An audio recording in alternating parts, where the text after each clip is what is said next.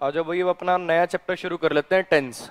ठीक है, पहले आप एक काम करो, ये जो बोर्ड पे चार्ट बना हुआ है टेंस का जो चार्ट है, इसको बना लो, फिर मैं इसको डिस्कस कर देता हूँ।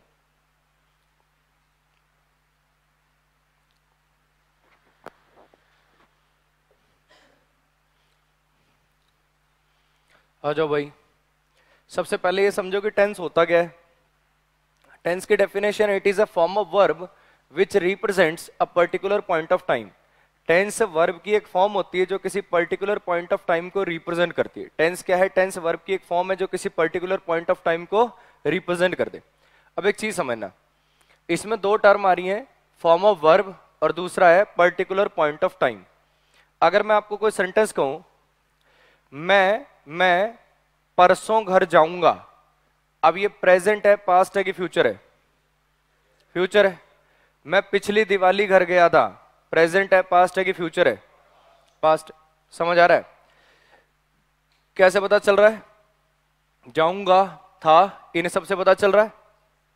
लेकिन वहीं अगर मैं इंग्लिश में सेंटेंस लिख दूं, I went home in December, I went home in December, अब बताओ प्रेजेंट, पास्ट की फ्यूचर? पास्ट है। यहां पे था तो लगा नहीं हुआ, फिर यहां कैसे बता दिया तुमने? वेंट को देख के। ये भी वर्ब की सेकंड फॉर्म लगी हुई है, तो आपको पता चल गया कि ये जो पास्ट है ये तो सर पास्ट इंडेफिनिट हो गया।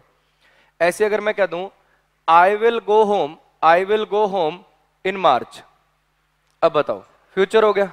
यहां पे तो जाऊंगा ये सब कुछ लेगा नहीं हुआ, फिर कैसे पता कर लिया? विल प्लस में V1 को देख के। समझ आ रहा है क्या कहना चाह रहा हूं?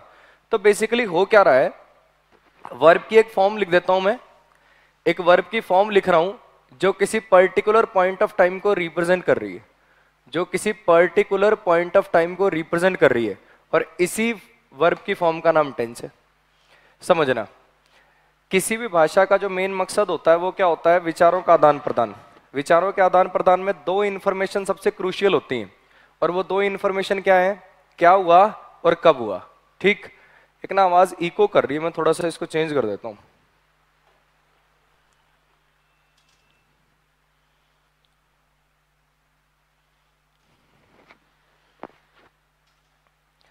मेन मकसद क्या है?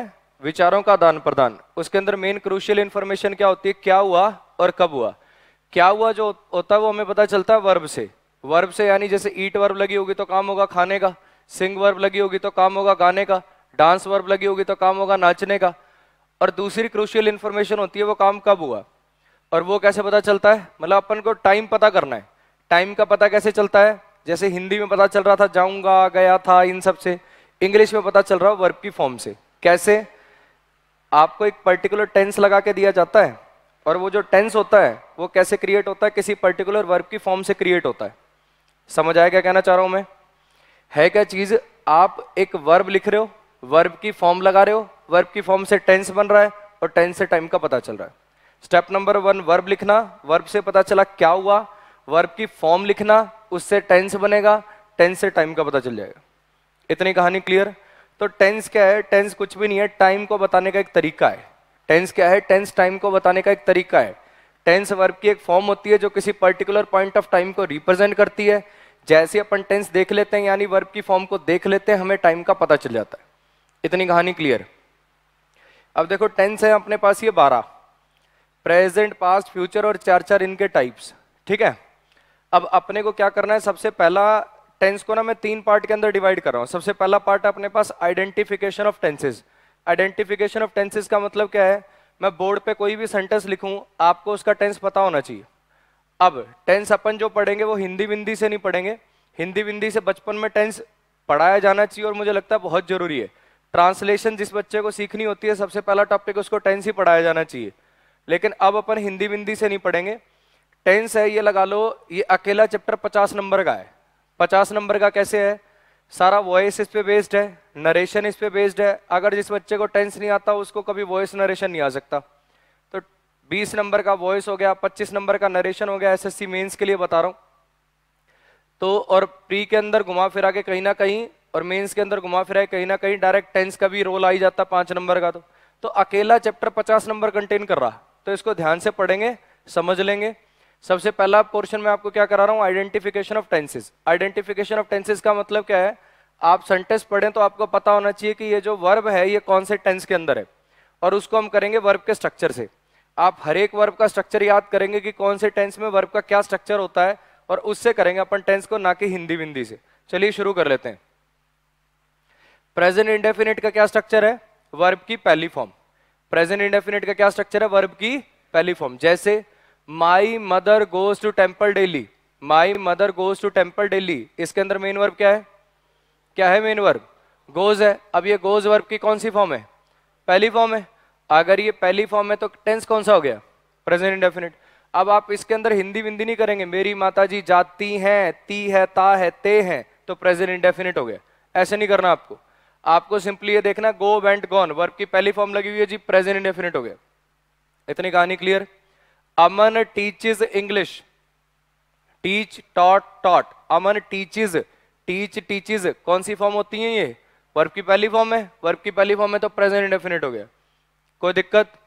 या फिर डू डज के साथ वर्ब की बेस फॉर्म आ जाए, he does not go to school, he does not go to school, do does के साथ वर्ब की बेस फॉर्म आ जाए, डू डज आया और फिर गो आ गया, कौन सा टेंस हो गया जी? प्रेजेंट इंडेफिनिट हो गया। समझ में आया? अब इसमें वह स्कूल नहीं जाता है, ता है, ती है, ऐसे नहीं करना। वर्ब की पहली form equal to present indefinite, do does plus verb की base form equal to present indefinite. 12 के 12 टेंसेज में इकलौता ऐसा टेंस है जिसके अंदर वर्ब की सेकंड फॉर्म नजर आएगी, वो है पास्ट का इंडेफिनिट। देखो V1 तो यहां नजर आ रहा है, V1 प्लस में ING लग गया। पूरे 12 के 12 टेंसेज में इकलौता टेंस है जिसमें आपको V2 लगा हुआ नजर आ रहा है, वो कौन है? वो पास्ट इंडेफिनिट है। She went to Delhi with Rajesh, she went to Delhi with Rajesh, go, went, gone, went verb की सेकंड फॉर्म, कौन सा टेंस हो गया? Past indefinite. She ate my cake, she ate my cake, eat, ate, eaten verb की second form, कौन सा टेंस हो गया? अरे बोलो, पास्ट इंडेफिनिट हो गया। She did not complete the task, she did not complete the task, did के साथ वर्ब की बेस फॉर्म, कौन सा टेंस हो गया? Past indefinite. इतनी कहानी क्लियर? विल शैल पहचान होती है फ्यूचर की, विल शैल पहचान होती है फ्यूचर की। फ्यूचर बनाने के लिए किसका यूज करते हो? विल शैल का। देखो जहां जहां विल शैल आ रहा है फ्यूचर है, या कह सकते हो जहां जहां फ्यूचर है वहां पे विल शैल है। Will shell, will shell, will shell, will शैल। अभी विल शैल किसकी पहचान है? फ्यूचर की। विल शैल के साथ अगर वर्ब की बेस फॉर्म आ जाए तो ये फ्यूचर इंडेफिनिट हो जाएगा। विल शैल के अगर साथ में वर्ब की बेस फॉर्म आ जाए तो फ्यूचर इंडेफिनिट हो जाएगा। जैसे आई will attend the seminar, I will attend the seminar, will के साथ क्या आया? अटेंड आ गई, वर्ब की बेस फॉर्म आ गई, तो ये क्या हो गया? फ्यूचर इंडेफिनिट हो गया। I will come, I will come on time, I will come on time, come के साथ क्या लिख दिया मैंने? Will, I will come, will के साथ वर्ब की बेस फॉर्म लगा दी, क्या कर दिया? फ्यूचर इंडेफिनिट बना दिया। Rohan will take part in the competition, Rohan will take part, will के साथ टेक लगा दिया, वर्ब की बेस फॉर्म लगा दी विल के साथ, फ्यूचर इंडेफिनिट हो गया। कहानी क्लियर है? Next, continuous tense. Continuous tense की पहचान होती है V1 प्लस में ING। कॉन्टिन्यूअस टेंस की पहचान क्या होती है? V1 प्लस में ING। अब देखो मैं काफी पहले भी एक दो चैप्टर्स के अंदर अपने को इसकी जरूरत पड़ी तो बार बार बोलता था मैं कि V1 प्लस में ING वर्ब की एक ऐसी फॉर्म होती है जो बिना हेल्पिंग वर्ब के कभी नहीं आती। जब मैंने आपको सेमी वर्ब, अर्ध वर्ब पढ़ाया था तब भी मैंने ये बात बोली थी कि V1 प्लस में ING एक ऐसी वर्ब की फॉर्म होती है जो बिना हेल्पिंग वर्ब के कभी नहीं आती। इसी से मैंने आपको इसकी वर्ब की आइडेंटिफिकेशन भी कराई थी कि V1 प्लस ING 3 काम करता है, वर्ब बनना, नाउन बनना, एडजेक्टिव बनना। अगर ये वर्ब होगा तो इससे पहले हेल्पिंग वर्ब जरूर आएगी, तब भी ये लॉजिक दिया था। समझना जरा, V1 प्लस ING यहाँ भी आ रहा है, यहाँ भी आ रहा है, यहाँ भी आ रहा है, तीनों में आ रहा है ये तो। अब सोचो सिर्फ इतना लिख के छोड़ दूं तो आई प्लेइंग क्रिकेट, सिर्फ इतना लिख के छोड़ दूं आई प्लेइंग क्रिकेट, काम चलेगा? नहीं चलेगा। क्यों नहीं चलेगा? क्योंकि पता ही नहीं चलेगा ING तीनों में आ रहा है, तो पता ही नहीं चलेगा कि प्रेजेंट का कॉन्टिन्यूस है, पास्ट का कॉन्टिन्यूस है कि फ्यूचर का। अरे हाँ कि ना। और ये वर्ब की फॉर्म देखो कितना झमेला कर रखा है, कहीं हैड है, कहीं हैज है, कहीं बीन है। ये इतना झमेला क्यों कर रखा है? ताकि हमें सेंटेंस को पढ़ते ही पता चल जाए कि आखिर ये वर्ब कौन से टेंस में है, और टेंस से हमें टाइम का पता चल जाए कि आखिरी एक्शन कब हो रहा है। तो अगर आपने ऐसा वर्ब का स्ट्रक्चर लिख दिया जिससे आइडेंटिफाई नहीं हो रहा तो सारा झमेला तो वेस्ट हो गया। समझ आया क्या कहना चाह रहा हूं? तो V1 प्लस ING जब भी मेन वर्ब का काम करती है तो इससे पहले क्या, इससे पहले लिखी जाती है हेल्पिंग वर्ब। हेल्पिंग वर्ब अगर इज एम आर हुआ तो प्रेजेंट का कॉन्टिन्यूअस, हेल्पिंग वर्ब अगर वॉज वर हुई तो पास्ट का कॉन्टिन्यूअस, अगर विल शैल के साथ बी हुई तो फ्यूचर का कॉन्टिन्यूअस। समझना, एक एक सेंटेंस से देख लेते हैं। Rahul is singing a song, is plus V1 plus में ING, कौन सा टेंस है? Present continuous. I am teaching you tenses, am teaching कौन सा टेंस है? Present continuous. They are playing cricket, are plus V1 plus में ING, कौन सा टेंस है? प्रेजेंट का continuous. He was waiting for Anjali, he was waiting for Anjali, was plus V1 plus में ING, क्या हो गया? Past continuous.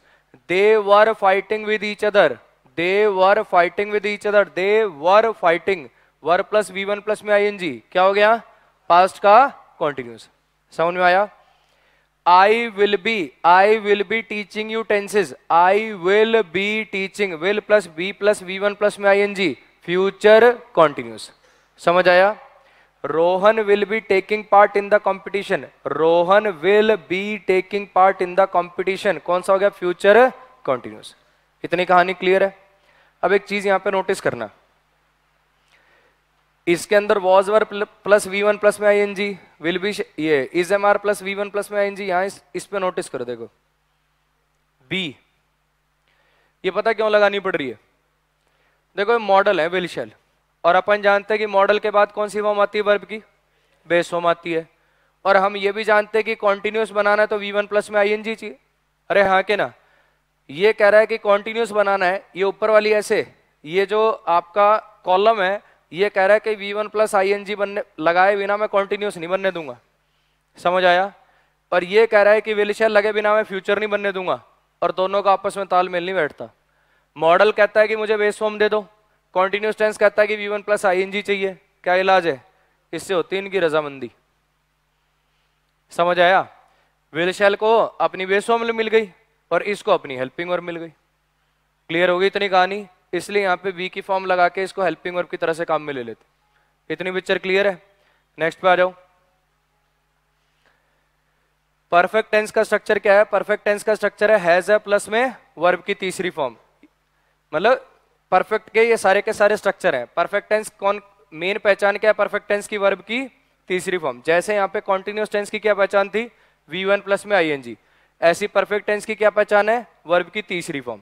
अब फिर वही कहानी, ये बात अपन ने पास्ट पार्टिसिपल पढ़ते समय करी थी, अगर आपको ध्यान हो तो, कि वर्ब की तीसरी फॉर्म वर्ब की एक ऐसी फॉर्म होती है जो बिना हेल्पिंग वर्ब के कभी नहीं आ सकती।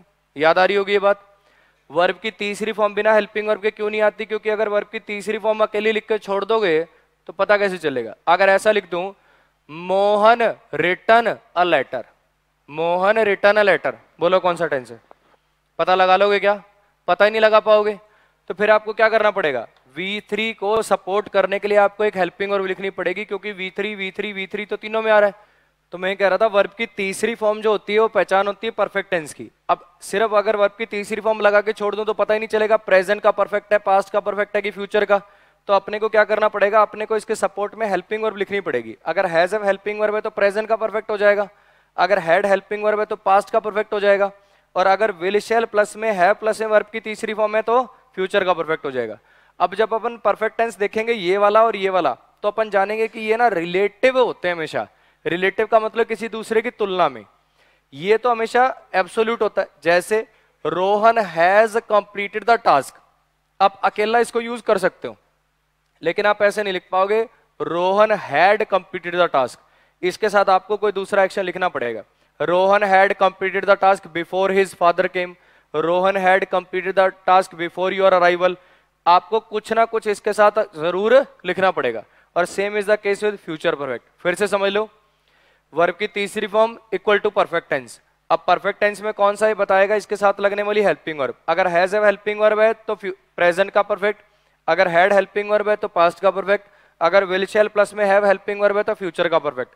अब फिर से वही सवाल, इस पर नजर डालो एक बार, इसको समझना। अब मेरा सवाल ये है कि देखो विल शैल के बाद क्या है? वर्ब की बेस फॉर्म चाहिए थी, और वर्ब की तीसरी फॉर्म से पहले क्या है? मतलब यहां पे मुझे वर्ब की तीसरी फॉर्म लगानी है तो विल शैल के बाद ये भी नहीं आ सकती, और वर्ब की तीसरी फॉर्म के बिना परफेक्ट टेंस नहीं बनता। तो विल शैल कह रहे हैं कि मुझे वर्ब की बेस फॉर्म दे दो, और ये वर्ब की तीसरी फॉर्म परफेक्ट टेंस के लिए मैंडेटरी है। तो फिर यहाँ पे हैव क्यों लगा रखा है, बी क्यों नहीं लगाया इस बार? सवाल आया समझ में? इधर देखो, यहाँ पे क्या था, V1 प्लस ING से कॉन्टिन्यूस बनना था और विल शैल से क्या बनना था, फ्यूचर बनना था। अब विल शैल कह रहे हैं कि हम मॉडल हैं, हमें वर्ब की आगे बेस फॉर्म चाहिए, और ये कॉन्टिन्यूस कह रहे हैं कि मुझे V1 प्लस में ING दे दो। तो यहाँ पे बी की फॉर्म पुट करने से दोनों सेटिस्फाई हो गए। तो यहाँ पे भी सेम सिनेरियो है, विल शैल से क्या है, फ्यूचर बन रहा है, लेकिन ये कह रहे हैं कि हमें आगे वर्ब की बेस फॉर्म चाहिए। और ये जो परफेक्ट टेंस है ये क्या कर रहा है कि मुझे वर्ब की तीसरी फॉर्म चाहिए। तो इसको समझो, अब यहाँ पे हैव की फॉर्म पुट क्यों कर रहे हैं, बी की फॉर्म क्यों नहीं पुट कर रहे? क्योंकि अगर आपने यहाँ पे बी की फॉर्म पुट कर दी ना तो ये पैसिव हो जाएगा। समझ में आया? इसलिए यहाँ पे हैव की फॉर्म लगानी पड़ती है। चलो जी आ जाओ, अगले टेंस का नाम है perfect continuous tense. Perfect continuous जो टेंस है उसके अंदर दोनों के ही लक्षण होते हैं, परफेक्ट वाले भी और कॉन्टिन्यूस वाले भी। परफेक्ट कॉन्टिन्यूस का मतलब क्या है कि इसके अंदर वर्ब की तीसरी फॉर्म आनी जरूरी है, और कॉन्टिन्यूस टेंस का मतलब क्या है कि इसके अंदर V1 प्लस में ING फॉर्म आनी जरूरी है। दोनों में से कोई ना कोई चीज आनी, मतलब दोनों में से क्या, कोई ना कोई क्या, दोनों ही चीजें आनी जरूरी हैं। अब समझना, ये बीन है वर्ब की तीसरी फॉर्म और ये V1 प्लस में ING है कॉन्टिन्यूस फॉर्म, तीनों में आएंगे। समझ में आया? जैसे परफेक्ट की पहचान है V3, जैसे कॉन्टिन्यूस की पहचान है V1 प्लस में ING, ऐसी परफेक्ट कॉन्टिन्यूस की पहचान है been plus V1 plus ING, been plus V1 plus ING, तीनों में आ गया। अब फिर वही कहानी, अगर ये बीन प्लस V1 प्लस में ING तीनों के अंदर ही आ गया तो फिर पता कैसे चलेगा प्रेजेंट है, पास्ट है कि फ्यूचर है? हेल्पिंग वर्ब को देखकर। अगर इनसे पहले helping verb I has have तो प्रेजेंट परफेक्ट कॉन्टिन्यूस, अगर इनसे पहले हेल्पिंग वर्ब आई पहले हैड तो पास्ट परफेक्ट कॉन्टिन्यूस, अगर इससे पहले हेल्पिंग वर्ब आ गई विल हैव शैल हैव तो फ्यूचर परफेक्ट कॉन्टिन्यूस। सेंटेंस के थ्रू समझना, I have been teaching English since 2012. I have been teaching. Have plus been plus V1 plus में ING, समझ आया? Present perfect continuous. ऐसे ही she had been waiting for you. She had been waiting for you before your father came. वो तुम्हारा इंतजार कर रही है, मतलब हिंदी की तो खैर जरूरत नहीं है, जब यूसेज पढ़ेंगे तब पढ़ेंगे कब कौन सा लगाना है। had been waiting, she had been waiting, had plus been plus V1 plus में ING। ऐसे इसके अंदर I will have been teaching you tenses by the time your parents come back। will have been teaching, will shall plus में have plus में been plus में V1 plus में ING। तो ये है आइडेंटिफिकेशन। एक बार फिर से देख लेते हैं, अगर वर्ब की पहली फॉर्म आ जाए या डू डज प्लस में वर्ब की बेस फॉर्म आ जाए तो ये बना देता है प्रेजेंट का indefinite. I teach English, I teach English, teach verb की बेस फॉर्म लग गई, प्रेजेंट का इंडेफिनिट हो गया। Rohan studies mathematics, Rohan studies mathematics, studies verb की बेस फॉर्म लग गई, मतलब वर्ब की पहली फॉर्म लग गई, बेस फॉर्म तो नहीं है स्टडीज, वर्ब की पहली फॉर्म लग गई, प्रेजेंट इंडेफिनिट हो गया। Monica sent a letter to Rajesh, Monica sent a letter to Rajesh. अब सेंड की फॉर्म कैसे चलती है, सेंड सेंट सेंट। बताओ ये जो भी मैंने सेंट बोली, Monica sent a letter to Rajesh, ये कौन सी फॉर्म है, दूसरी की तीसरी, दूसरी की तीसरी, दूसरी। कैसे पता चला? अभी देखा वर्ब की तीसरी फॉर्म तो ऐसी फॉर्म होती है जो बिना हेल्पिंग वर्ब के आती नहीं, तो मुझे पता चल गया कि अगर बिना हेल्पिंग वर्ब के लिखी हुई है मोनिका सेंट अ लेटर तो शॉर्ट कौन सी होगी, वर्ब की सेकंड फॉर्म होगी। इतनी कहानी क्लियर है? तो अगर ये वर्ब की सेकंड फॉर्म है तो टेंस कौन सा बना देगी, पास्ट इंडेफिनिट। 12 के 12 टेंसेज में इकलौता ऐसा टेंस है जिसके अंदर क्या आती है, वर्ब की सेकंड फॉर्म आती है, वो है पास्ट इंडेफिनिट। विल शैल पहचान होती है फ्यूचर की, अगर विल शैल के साथ वर्ब की बेस फॉर्म आ जाए, I will attend the seminar, I will watch a movie, I will go there, I will sing a song, will shall के साथ अगर वर्ब की बेस फॉर्म आ जाए तो फ्यूचर का इंडेफिनिट हो जाएगा। कॉन्टिन्यूस टेंस की पहचान होती है V1 प्लस में ING। अब ये V1 प्लस में ING तो तीनों में आ रहा है, तो आखिर मुझे कैसे पता चलेगा कि प्रेजेंट कॉन्टिन्यूस है, पास्ट कॉन्टिन्यूस है कि फ्यूचर कॉन्टिन्यूस? उसके लिए जरूरत पड़ती है इनसे पहले हेल्पिंग वर्ब की। इसीलिए आप इसको रूल बना लेते हो कि V1 प्लस में ING से पहले हेल्पिंग वर्ब हमेशा आएगी जब ये मेन वर्ब होता है। Rahul is singing a song, I am singing a song, they are singing a song, is MR plus V1 plus में ING, present continuous. He was waiting for you, they were waiting for you, was were plus V1 plus में ING, past का continuous.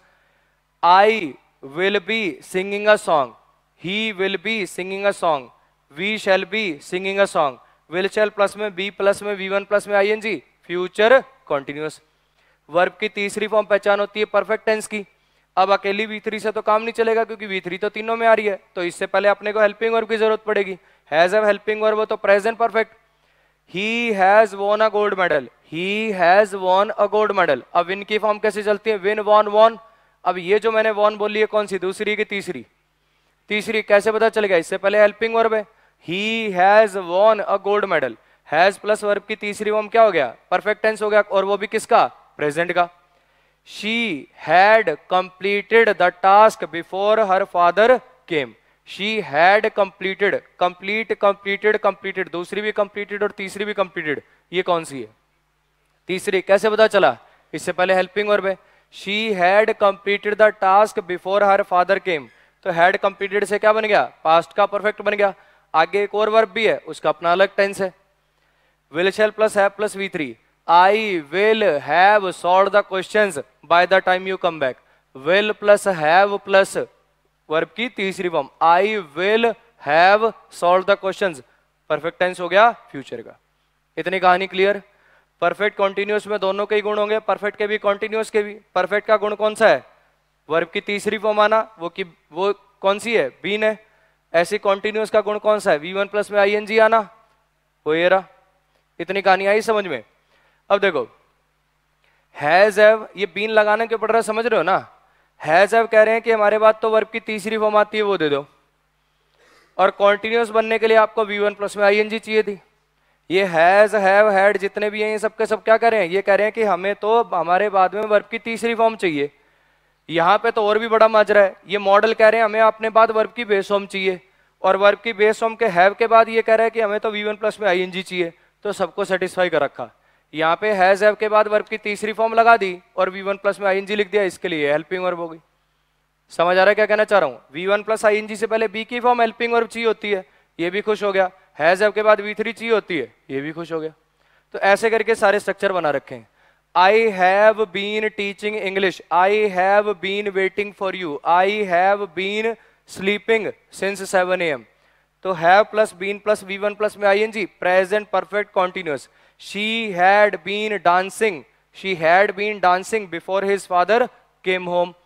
Had plus been plus V1 plus में ING, I will have been teaching, future perfect continuous. इतनी कहानी हुई clear? Verb के ये अपना tense क्या है? टेंस एक वर्ब की फॉर्म है जो किसी पर्टिकुलर पॉइंट ऑफ टाइम को रिप्रेजेंट कर दे। अलग अलग आप फॉर्म लिखते हो, उससे टेंस बनता है, टेंस से टाइम का पता चल जाता है। इतनी सी कहानी।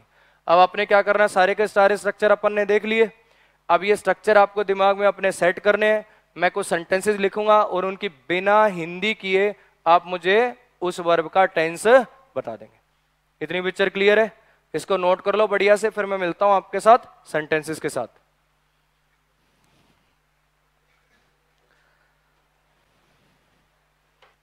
आ जाओ भाई, अब इन सेंटेंसेस के थ्रू अपना टेंस का आइडेंटिफिकेशन देख लेते हैं। सबसे पहले आप सारे के सारे सेंटेंसेस को लिखेंगे, फिर आपको क्या करना है? स्टेप नंबर 1 पूरा सेंटेंस पढ़िए। स्टेप नंबर 2 वर्ब को अंडरलाइन करिए। जैसे मैं पहले सेंटेंस के अंदर मान लो वर्ब मैंने अंडरलाइन कर दी, ठीक है? मुझे नहीं लगता देखो क्लास के अंदर एक सिंगल बच्चा भी होगा जो वर्ब नहीं बता पा रहा होगा। अब तो सबसे पहले क्या करना है? सेंटेंस को पढ़ना है, वर्ब को अंडरलाइन करना है। फिर वर्ब का स्ट्रक्चर देखो क्या है? हैज प्लस वर्ब की तीसरी फॉर्म है। ये स्ट्रक्चर कौन से टेंस के अंदर आता है? प्रेजेंट परफेक्ट के अंदर आता है। इसके साइड पे इसका टेंस लिख दो। ये काम करना है आपको हर एक के साथ। अब देखो फिर बता रहा हूं, यहां भी मैंने इनको 5 से 7 मिनट दिए हैं इस काम को करने के लिए, क्योंकि मुझे लगता है जरूरी है। अगर आंसर ही नोट करने थे तो मैं सीधे बता देता ये है, ये है। आप खुद से करो ताकि आइडेंटिफिकेशन आपसे हो पाए, क्योंकि आइडेंटिफिकेशन होगी तभी गाड़ी आगे चलेगी। आइडेंटिफिकेशन के बाद पढ़ेंगे यूसेज, और फिर उस पे यूसेज पे आने वाले एरर्स। तो सबसे पहले वीडियो को पॉज करना है, सारे के सारे सेंटेंसेस लिखने हैं, और उसके बाद इनको आइडेंटिफाई करना है। करके दिखाओ जरा।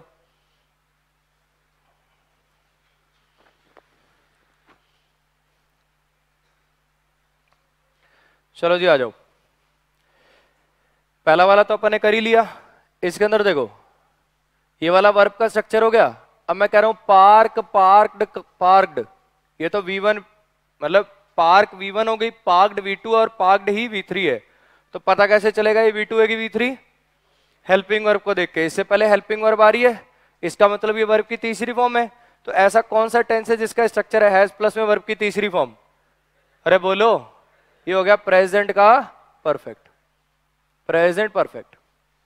अब नेक्स्ट पे आ गए, इसके अंदर मैंने वर्ब देखी, Devesh was driving the car extremely fast, ये ड्राइविंग आ गया। V1 प्लस ING देखते मुझे तो पता क्या पता चल गया भी कॉन्टिन्यूस टेंस है। अब कॉन्टिन्यूस में प्रेजेंट का है, पास्ट का है कि फ्यूचर का है, कैसे पता चलता है? ये पता चलता है हेल्पिंग वर्ब को देख के। इज MR हेल्पिंग वर्ब होती है तो प्रेजेंट कॉन्टिन्यूस हो जाता है, वाज वर हेल्पिंग वर्ब होती है तो पास्ट कॉन्टिन्यूस हो जाता है। वाज ड्राइविंग कौन सा हो गया जी? Past continuous. इतनी कहानी क्लियर है? अब इसको अंडरलाइन कर लिया। वर्क, वर्कड, वर्कड वर्ब की पहली फॉर्म है। वर्ब की पहली फॉर्म कौन से टेंस में आती है जी? Present indefinite. इतनी कहानी क्लियर है? इस पे आ गए। सिंगिंग देखते ही पता चल गया कॉन्टिन्यूस है, बीन देखते ही पता चल गया ये तो परफेक्ट है, और हैज देखते ही पता चल गया ये तो प्रेजेंट है। बीन प्लस V3 होता तो पैसिव होता, ये तो अपना एक्टिव है। बीन प्लस V1 प्लस में ING है। हैज ने बताया जी मैं प्रेजेंट हूं, बीन ने बताया परफेक्ट हूं, और ये सिंगिंग ने बता दिया जी कॉन्टिन्यूस हूं। तो ये कौन सा टेंस हो गया? Present perfect continuous. कोई दिक्कत यहां तक? नेक्स्ट पे आ जाओ। वॉज प्लेइंग, इसके अंदर वर्ब कितनी आ रही है? एक तो येरी और एक येरी, दो वर्ब हो गई इसके अंदर। वॉज प्लेइंग V1 प्लस में ING है और उससे पहले वॉज आ रहा है, कौन सा टेंस बना दिया इसने? इसने बना दिया past continuous. V1 plus ING से कॉन्टिन्यूस हो गया, वॉज लगते ही पास्ट हो गया। कोई दिक्कत यहां तक? अब ये कम, केम, कम, कम, केम, कम, केम कौन सी फॉर्म होती है वर्ब की? Second form. 12 के 12 टेंसेज में इकलौता टेंस है जिसमें सेकंड फॉर्म आती है, क्या नाम है उसका? Past indefinite. कोई दिक्कत यहां तक? Devesh had completed the task before his father called him. कहां है वर्ब इसमें? हैड, कंप्लीटेड और इधर क्या है? कॉल्ड। इतनी कहानी क्लियर? कंप्लीट, कंप्लीटेड, कंप्लीटेड, बताओ ये कौन सी फॉर्म है वर्ब की? तीसरी फॉर्म है। कैसे पता चल गया? इससे पहले हेल्पिंग वर्ब आ रही है। इतनी कहानी क्लियर? तो मुझे पता चल गया हैड प्लस में वर्ब की तीसरी फॉर्म आ रहा है, कौन सा टेंस हो गया ये? पास्ट का परफेक्ट हो गया। इतनी पिक्चर क्लियर है? इस पे आ जाओ। कॉल, कॉल्ड, कॉल्ड, दूसरी भी कॉल्ड और तीसरी भी कॉल्ड, ये कौन सी है? दूसरी। कैसे पता चल गया? इससे पहले हेल्पिंग वर्ब नहीं आ रही, हेल्पिंग वर्ब आती तो तीसरी हो जाती है, हेल्पिंग वर्ब नहीं आ रही तो दूसरी हो गई, तो फिर इसको क्या कह देंगे? Past indefinite. क्योंकि 12 के 12 टेंसेस में इकलौता ऐसा टेंस है जिसमें वर्ब की सेकंड फॉर्म आती है, क्या नाम है उसका? Past indefinite. नेक्स्ट पे आ जाओ। Divanshu will take part in this competition. Will देखते ही फटाक से पता चल गया फ्यूचर है, ऊपर वाली दो लाइन तो सोचने की जरूरत ही नहीं है। विल के बाद अगर वर्ब की बेस फॉर्म आ गई तो ये कौन सा टेंस हो गया? ये हो गया फ्यूचर इंडेफिनिट। यहां लिख देता हूं फ्यूचर इंडेफिनिट। नेक्स्ट पे आ गए। विल देखते ही मुझे पता चल गया फ्यूचर है, विल के बाद हैव लगा हुआ है और वर्ब की तीसरी फॉर्म लगी हुई है, क्या पता चल गया? ये तो परफेक्ट टेंस है।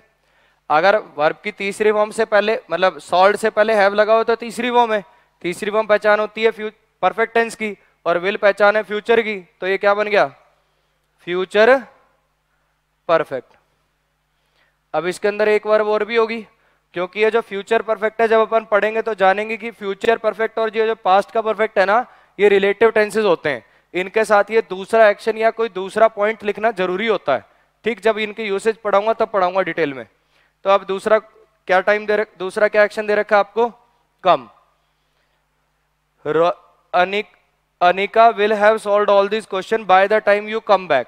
तो यहाँ पे कम, केम, कम, पहली भी कम होती है तीसरी भी कम होती है, कौन सी है? ये पहली है। कैसे पता चला? क्योंकि इससे पहले कोई हेल्पिंग वर्ब नहीं है, तो इसको क्या लिख दूंगा? ये हो गई प्रेजेंट इंडेफिनिट। अब देखो मेरा सवाल ये है कि इस सेंटेंस का क्या टेंस है? पहले का प्रेजेंट परफेक्ट। इस सेंटेंस का क्या टेंस है? Past perfect. ये पास्ट इंडेफिनिट भी तो है इसमें। इसका बताना क्या टेंस है लास्ट वाले का? फ्यूचर परफेक्ट की प्रेजेंट इंडेफिनिट। बोलो, समझना, सेंटेंस का टेंस जैसी कोई चीज नहीं होती, टेंस वर्ब का ही होता है। होता क्या है कि जिस सेंटेंस के अंदर एक ही वर्ब आ रही होती है ना, तो चाहे हम वर्ब का टेंस कह दें चाहे सेंटेंस का टेंस कह दें, कोई फर्क नहीं पड़ रहा होता। लेकिन जिस सेंटेंस के अंदर दो दो वर्ब आ रही हैं, वहां कभी ये वर्ड मत यूज कर देना सेंटेंस का टेंस। सेंटेंस का कोई टेंस नहीं होता, टेंस होता है वर्ब का। अगर वर्ब एक ही है तो चल जाता है काम, क्योंकि वर्ब एक ही है, चाहे सेंटेंस का टेंस कह लो चाहे वर्ब का टेंस कह लो, जवाब एक ही मिल रहा होता है। लेकिन अगर दो दो वर्ब आ रही होंगी तो जवाब अलग अलग हो जाएगा। इसलिए ध्यान रखें, सेंटेंस का टेंस जैसी कोई चीज नहीं है। टेंस किसका होगा? वर्ब का। ये वर्ब कौन से टेंस में है? पास्ट के परफेक्ट में। ये वर्ब कौन से टेंस में है? पास्ट के इंडेफिनिट में। आपको ऐसे पूछना पड़ेगा, सेंटेंस का टेंस जैसी कोई चीज नहीं है। इतनी कहानी क्लियर है? चलो जी, अब इनको नोट कर लो बढ़िया से, फिर मैं कुछ और सेंटेंसेस के साथ मिलता हूं, टेंस की आइडेंटिफिकेशन को आगे बढ़ाते हैं।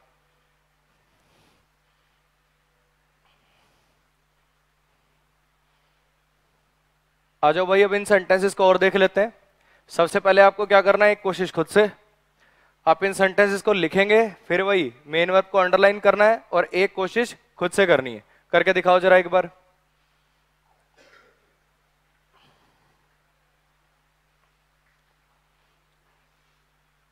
चलो जी, आ जाओ। पहले सेंटेंस के अंदर मेन वर्ब क्या है भाई? क्या मेन वर्ब है ही नहीं सर मेन वर्ब तो।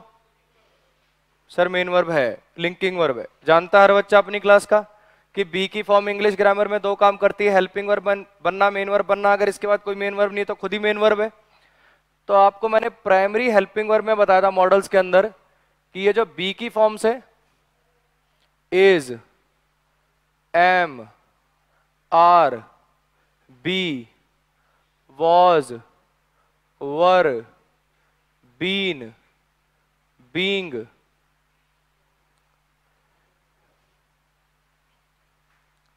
ये जो हैव की फॉर्म है, हैज, हैव, हैड और हैड। ये जो डू की फॉर्म है, do, does, did, done. Be की फॉर्म, हैव की फॉर्म, डू की फॉर्म, ये इंग्लिश ग्रामर में दो काम कर सकते हैं, हेल्पिंग वर्ब बनना, मेन वर्ब बनना। तो आखिर सर मुझे क्या सपने आएंगे कि हेल्पिंग वर्ब है कि मेन वर्ब है? बिल्कुल आसान। अगर इसके बाद मेन वर्ब आई तो इन्हें कहना हेल्पिंग वर्ब, ना आई तो खुद ही कहना मेन वर्ब। इतनी कहानी क्लियर है?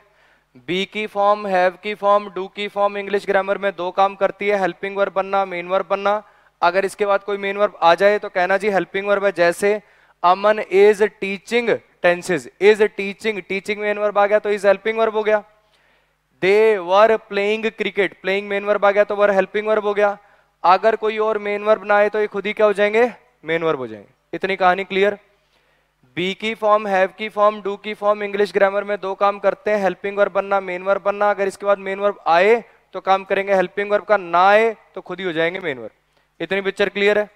अब आपको पता चल गया यहाँ पे इसके बाद कोई और मेन वर्ब नहीं आई, खुद ही मेन वर्ब है। ये खुद मेन वर्ब है, ये भी मेन वर्ब, ये भी मेन वर्ब, ये भी मेन वर्ब और ये भी मेन वर्ब। इतनी कहानी क्लियर? अगर इज खुद ही मेन वर्ब है तो कौन सी फॉर्म है वर्ब की? पहली फॉर्म है। वर्ब की पहली फॉर्म कौन से टेंस के अंदर आती है? प्रेजेंट इंडेफिनिट के अंदर। इतनी कहानी क्लियर?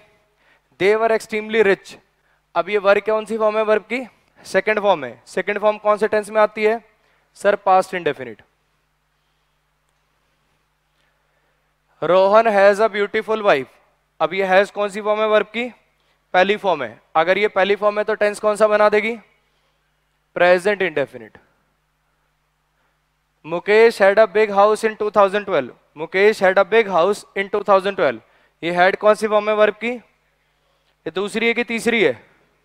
बताओ, पता कैसे चला दूसरी है कि तीसरी? अगर इससे पहले हेल्पिंग वर्ब आती तो तीसरी हो जाती। वो सेंटेंस देखे होंगे कभी ना कभी, had had, have had, has had. अगर इससे पहले कोई हेल्पिंग वर्ब होती तब अपन इसको कहते तीसरी, और अगर कोई हेल्पिंग वर्ब नहीं है तो ये कौन सी है? दूसरी। और दूसरी फॉर्म 12 के 12 टेंसेज में कौन से टेंस में आती है? Past indefinite. इतनी कहानी क्लियर है? नेक्स्ट पे आ जाओ। डिड और डज, अब ये डिड कौन सी फॉर्म है? वर्ब की सेकंड फॉर्म है। सेकंड फॉर्म है तो कौन सा टेंस बना दिया इसने? Past indefinite. ये डज कौन सी फॉर्म है? वर्ब की पहली फॉर्म है तो इसने कौन सा टेंस बना दिया? Present indefinite. बी की फॉर्म, हैव की फॉर्म, डू की फॉर्म, ये कहलाती है प्राइमरी हेल्पिंग वर्ब। ये इंग्लिश वर्ब, इंग्लिश ग्रामर में दो काम करती है, हेल्पिंग वर्ब बनना, मेन वर्ब बनना। अगर इसके बाद कोई मेन वर्ब आए तब ये काम करेंगे हेल्पिंग वर्ब का, कोई मेन वर्ब ना आए तो खुद ही मेन वर्ब हो जाती है। अगर ये खुद ही मेन वर्ब हो जाए तो जैसे बाकी वर्ब की फॉर्म देख के टेंस बताते हो, ऐसी इन वर्ब्स की भी फॉर्म देख के टेंस बता देना। अब इसमें खास बात ध्यान रखने की ये है, क्या ये जो डन है ये कभी हेल्पिंग वर्ब की तरह से काम करेगा? बोलो, नहीं कर पाएगा। समझ रहे हो क्या कहना चाह रहा हूं? तो इसके अंदर से जो वर्ब की तीसरी फॉर्म है बीन वाली को छोड़ के, ये बी ऐसी है जिसकी बीइंग बी, बीन बी, ये सारी हेल्पिंग वर्ब की तरह से काम कर पाती हैं। इनकी तीसरी फॉर्म हेल्पिंग वर्ब की तरह से काम नहीं कर पाएगी। अब बच्चे कहते हैं सर हैड तो हेल्पिंग वर्ब होती है ना, हैड तो हेल्पिंग वर्ब होती है, हेल्पिंग वर्ब की दूसरी तीसरी फॉर्म नहीं होगी ना मेरे भाई। जब ये हेल्पिंग वर्ब की तरह से काम करेंगे, जब दूसरी तीसरी फॉर्म थोड़ी गिनोगे इनकी। ये जो हेड मैं कह रहा हूं, ये अगर तीसरी फॉर्म है, अगर ये मेन वर्ब है और तीसरी फॉर्म है, तब क्या ये किसी और मेन वर्ब के लिए हेल्पिंग वर्ब बनेगा? नहीं बनेगा। जैसे डन है, ये वर्ब की तीसरी फॉर्म है, डन किसी और मेन वर्ब के लिए हेल्पिंग वर्ब की तरह से काम करेगा? नहीं कर पाएगा। ये बीन कर सकता है, ये तो हमने देखा ही है, राहुल हैज बीन टीचिंग। ये बी की फॉर्म जो है ये आगे आईएनजी के लिए हेल्पिंग वर्ब की तरह से एक्ट कर सकता, ये नहीं कर पाएंगे। समझ में आ गया? तो जो प्राइमरी हेल्पिंग वर्ब्स हैं, इनके अंदर अगर आपको ये मेन वर्ब बन जाए तो टेंस कैसे पता चला लगाना है? जैसे बाकी फॉर्म, बाकी वर्ब की फॉर्म देख के टेंस बताते हो, ऐसे इनकी फॉर्म देख के आपको टेंस बता देना है। अब इनको नोट कर लो, फिर मैं मिलता हूं कुछ और बढ़िया सेंटेंसेस के साथ।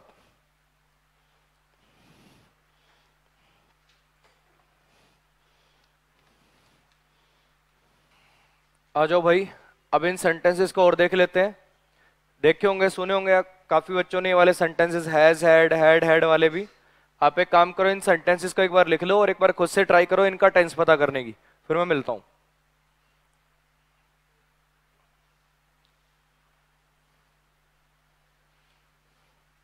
चलो जी आ जाओ। Mohan has had lunch with the chief minister of, with the chief minister of Haryana. ठीक, ये एक द की गलती मुझे याद है पीछे भी किसी चैप्टर में हुई थी, शायद इससे पीछे चैप्टर इन्वर्जन के बाद जो हुआ था ना, उसके अंदर कहीं ना कहीं मैंने द लिखना छोड़ दिया था। In the middle of the ऐसा कुछ लिखना था क्वेश्चन टैग में, क्वेश्चन टैग में in the middle of the जब लिख रहा था, in the middle of the road, वहां पे भी द लगाना था। तो चुटपुट गलती है, बोर्ड पे लिखते टाइम हो गई थी, वो देख लेना अपने आप। ठीक, आ जाओ। Mohan has had lunch with the chief minister of Haryana. अब इसका मीनिंग जो है, मोहन लंच कर चुका है हरियाणा के चीफ मिनिस्टर के साथ। ये मीनिंग निकालना, कब कौन सा यूज होता है, इन सब की बातें करेंगे टेंस के यूसेज वाले पार्ट के अंदर।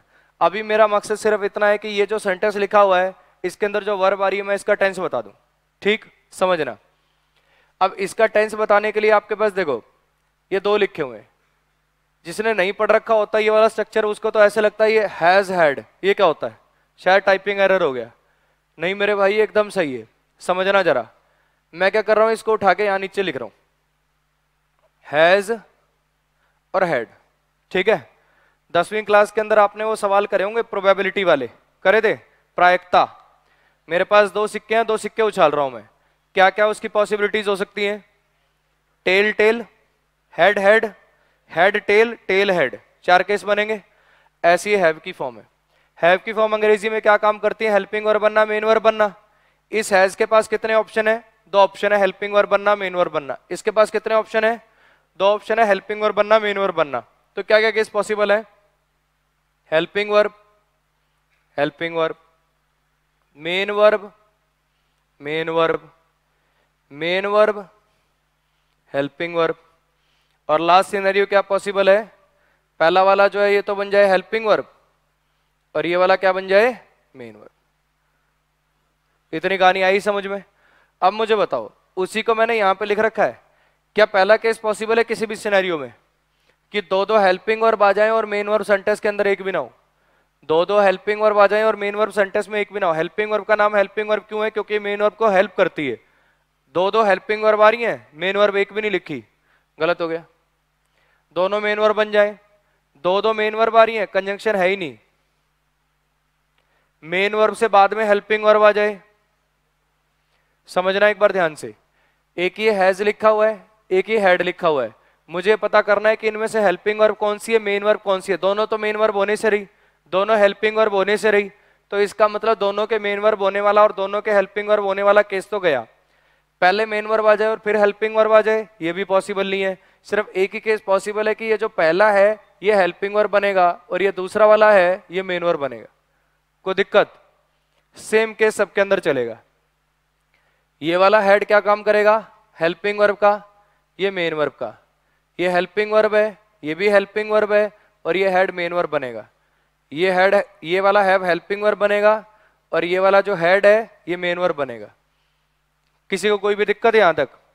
अब एक चीज बताओ, head main verb main verb main verb main verb, आपको पता है हैव की फॉर्म कैसे चलती है? Has, have, had, had. ये जो हेड है, ये वाला जो हेड है, मुझे बताओ दूसरी फॉर्म है कि तीसरी फॉर्म है? तीसरी फॉर्म है। कैसे पता चला? क्योंकि ये हेल्पिंग वर्ब इससे पहले लिखी हुई है, तो इसको चुपचाप वर्ब की तीसरी फॉर्म लिख दूं मैं? बोलो। मेन वर्ब के ब्रैकेट में लिख देता हूं ये वर्ब की तीसरी फॉर्म है। मेन वर्ब के ब्रैकेट में लिख देता हूं कि ये वर्ब की तीसरी फॉर्म है।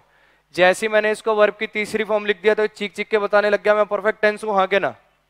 अरे बोलो, ये सारे के सारे परफेक्ट टेंस हो गए। अब ये कौन सा परफेक्ट टेंस हो गया? प्रेजेंट का perfect. Has plus V3 present का परफेक्ट। समझना, होता क्या ना, ये हेड देखते ही बच्चे के मन में ना ऐसे उबाले आने लग जाते हैं पास्ट पास्ट पास्ट बोलने के लिए। लेकिन ध्यान तो दो कि ये हेड काम क्या कर रहा है। हेड तो यहाँ पे मेन वर्ब है और हेल्पिंग वर्ब हैज है। हैज हेल्पिंग वर्ब और उसके बाद वर्ब की तीसरी फॉर्म है, तो प्रेजेंट परफेक्ट का स्ट्रक्चर है। समझ में आया? तो हेड देखते ही पास्ट नहीं चिल्लाना है। यहाँ पे क्या लिख देंगे अपन? क्या टेंस हो गया जी इसका? प्रेजेंट का परफेक्ट। यहाँ पे आ रहा है head, head head helping verb लगी हो और साथ में वर्ब की तीसरी फॉर्म आ जाए, ऐसा कौन से टेंस में होता है? ऐसा होता है जी पास्ट के परफेक्ट में। विल देखते पता चल गया फ्यूचर है, वर्ब की तीसरी फॉर्म देखते पता चल गया परफेक्ट है, तो ये हो गया जी future perfect. Have helping verb है, वर्ब की तीसरी फॉर्म है, ये कौन सा हो गया जी? प्रेजेंट का परफेक्ट। समझ में आ गई इतनी बात? अब देखो यहां भी मैंने क्या लिख रखा है, जहां पे पास्ट का परफेक्ट बनाया ना वहां पे एक और क्लॉज लिखना पड़ा, क्योंकि पास्ट का परफेक्ट और फ्यूचर का परफेक्ट ये दोनों के दोनों रिलेटिव टेंसेज हैं, किसी दूसरे टेंस की तुलना में यूज करे जाने वाले टेंसेज हैं। तो यहां पर क्या लिख रखा मैंने? कॉल्ड। वर्ब की सेकंड फॉर्म है, ये बनेगा पास्ट इंडेफिनिट। यहां पे मैंने लिख रखा है कम्स, ये बनेगा प्रेजेंट का इंडेफिनिट। इतनी कहानी क्लियर है? फिर भी एक बार इनका मीनिंग बता देता हूं मैं आपको। मोहन लंच कर चुका है हरियाणा के सीएम के साथ। मुकेश डिनर कर चुका था उसके भाई के उसे कॉल करने से पहले। मुकेश डिनर कर चुका था उसके भाई के उसे कॉल करने से पहले। अंजलि ब्रेकफास्ट कर चुकी होगी जब तक उसकी स्कूल बस आएगी। अंजलि ब्रेकफास्ट कर चुकी होगी जब तक उसकी स्कूल बस आएगी। ये bye the time conjunctional phrase होता है मेरे भाई, एक कंजंक्शन की तरह से काम करने वाला फ्रेज होता है ये। इस पे आ जाओ। I have already had dinner so I won't eat anything. मैं पहले ही डिनर कर चुका हूं तो मैं कुछ और नहीं खाऊंगा। अब इसके अंदर भी वोंट ईट लिख रखा मैंने। ये ईट क्या हो गया? मेन वर्ब हो गया। विल क्या है? हेल्पिंग वर्ब है। ये बन गया फ्यूचर का इंडेफिनिट। अब एक चीज समझो, यहां पे कौन सा टेंस था? प्रेजेंट का परफेक्ट था। इसमें और इनमें देखो ये डिफरेंस है। I have already had dinner, इस सेंटेंस को आप यहां खत्म कर सकते हो। आप इसके बाद दूसरा क्लॉज लिखना चाहते हो, नहीं लिखना चाहते हो, भी मैं और खाना खाऊंगा इसलिए नहीं खाऊंगा, कोई बताने की जरूरत नहीं है। सिंपली आप प्रेजेंट के परफेक्ट को अकेला भी यूज कर सकते हो, लेकिन आप इसको अकेला नहीं छोड़ सकते। आप सोचो ये लिख लोगे मुकेश हैड डिनर, ये नहीं लिख पाओगे। समझ में आया? जो प्रेजेंट का परफेक्ट है वो एक एब्सोल्यूट टेंस है, उसको अकेला भी यूज कर सकते हो, किसी दूसरे से रिलेशन में भी यूज कर सकते हो। यहां पे मैंने लगा रखी है सो कंजंक्शन। अब ये इस पर डिपेंडेंट नहीं है वाला क्लॉज, आप इसको हटा भी सकते हो, तो इस पे कोई फर्क नहीं पड़ने वाला। लेकिन यहां पर मुकेश हैड डिनर, आप इस क्लॉज को लिखे बिना इस क्लॉज को अकेला यूज नहीं कर सकते। सेम केस है फ्यूचर के परफेक्ट के साथ। Anjali will have had breakfast, आप यहां पे खत्म नहीं कर सकते इसको। जो प्रेजेंट का परफेक्ट है वो अकेला यूज हो सकता है, लेकिन जो पास्ट का परफेक्ट है और जो फ्यूचर का परफेक्ट है ये दोनों रिलेटिव होते हैं, किसी दूसरी चीज की तुलना में होते हैं। जब अपन टेंस की यूसेज देखेंगे तब इसमें और क्लैरिटी आएगी।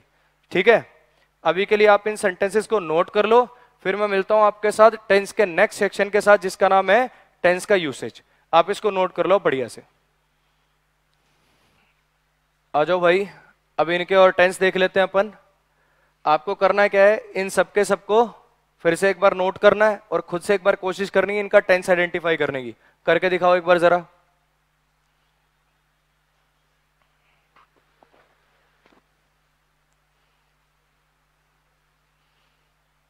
हाँ जी, क्या पता चला? सर ये तो टेंस के चार्ट में मैच ही नहीं हो रहे। ये तो टेंस के चार्ट में कहीं वर्ब प्लस में आपने वर्ब की तीसरी फॉर्म तो लिखवाया ही नहीं। आपने कहीं लिखवाया नहीं हैज के साथ बीन आ जाए और फिर V3 लगा जाए, फिर क्या करना है मेरे भाई? ये पैसिव है, सारे के सारे क्या है? पैसिव है। तो समझना, आपको मैंने बेसिक के अंदर भी एक्टिव टू पैसिव जाना सिखाया था। वहां पे एक बात बोली थी, एक्टिव टू पैसिव जाते वक्त ना मीनिंग चेंज होता है ना टेंस चेंज होता है। एक्टिव टू पैसिव जाने का बेसिक करवाया था ना। क्या कर रहे थे अपन? उसके अंदर वर्ब की तीसरी फॉर्म लिखते थे, उसको भूल जाते थे, और जो पहले स्ट्रक्चर था उसको वही टेंस बनाने की कोशिश करते थे जो पहले था। समझ आया क्या कहना चाह रहा हूं? और उसी की अपन मदद लेंगे अब इनका टेंस आइडेंटिफाई करने के लिए। कैसे करेंगे? अब मुझे पता चल गया ये वर्ब की तीसरी फॉर्म है, आप इसको भूल जाओ, आप इसको भूल जाओ। देखो हुआ क्या होगा, जब ये एक्टिव में रहा होगा और मैंने जब इसका पैसिव किया होगा, तो जो भी वर्ब होगी उसको मैंने V3 लिख के यहां बुलाऊंगा मैं, और फिर मैंने यहाँ बी की फॉर्म से वही टेंस बनाया होगा जो पहले टेंस रहा होगा। समझ आ रहा है क्या कहना चाह रहा हूं? अगर मैं इसी सेंटेंस का एक्टिव की बात करूं तो वो क्या रहा होगा? Rajesh sent all those letters. यही रहा होगा इसका एक्टिव। अब पैसिव जाने के लिए मैंने क्या किया होगा? देखो ये जो ऑब्जेक्ट था इसको तो बनाया सब्जेक्ट ऑल दोज लेटर्स, और ये जो राजेश है इसको बनाया बाय प्रीपोजिशन का ऑब्जेक्ट। जो भी मेरी वर्ब थी सेंड, सेंट, इसकी वर्ब की तीसरी फॉर्म लिखी सेंट, और फिर उससे पहले एक बी की फॉर्म ऐसी लिखी जो वही टेंस बना दे जो पहले था। अभी कौन सा था? Past indefinite. बाद में भी क्या रखना था? Past indefinite. इसलिए यहां पे क्या लगा रखा है? वर।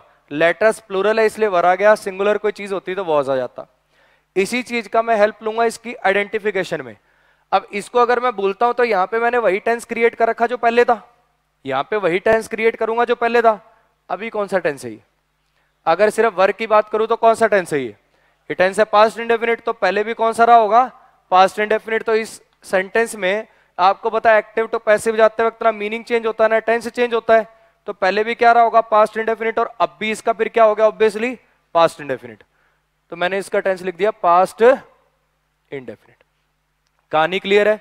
तो शॉर्ट में बात इतनी है, जब भी आपको कोई ऐसा सेंटेंस मिले जो पैसिव है, पैसिव में आपसे वर्ब का टेंस पूछ लिया जाए, तो ये जो V3 लिखा होता है इसको भूल जाया करो, और जो इससे पहले लिखा होता है उसका टेंस बता दिया करो। हैज के साथ वर्ब की तीसरी फॉर्म लिखी हो, कौन सा टेंस हो जाता है ये? प्रेजेंट का परफेक्ट। तो इसका भी क्या टेंस हो गया? प्रेजेंट का परफेक्ट।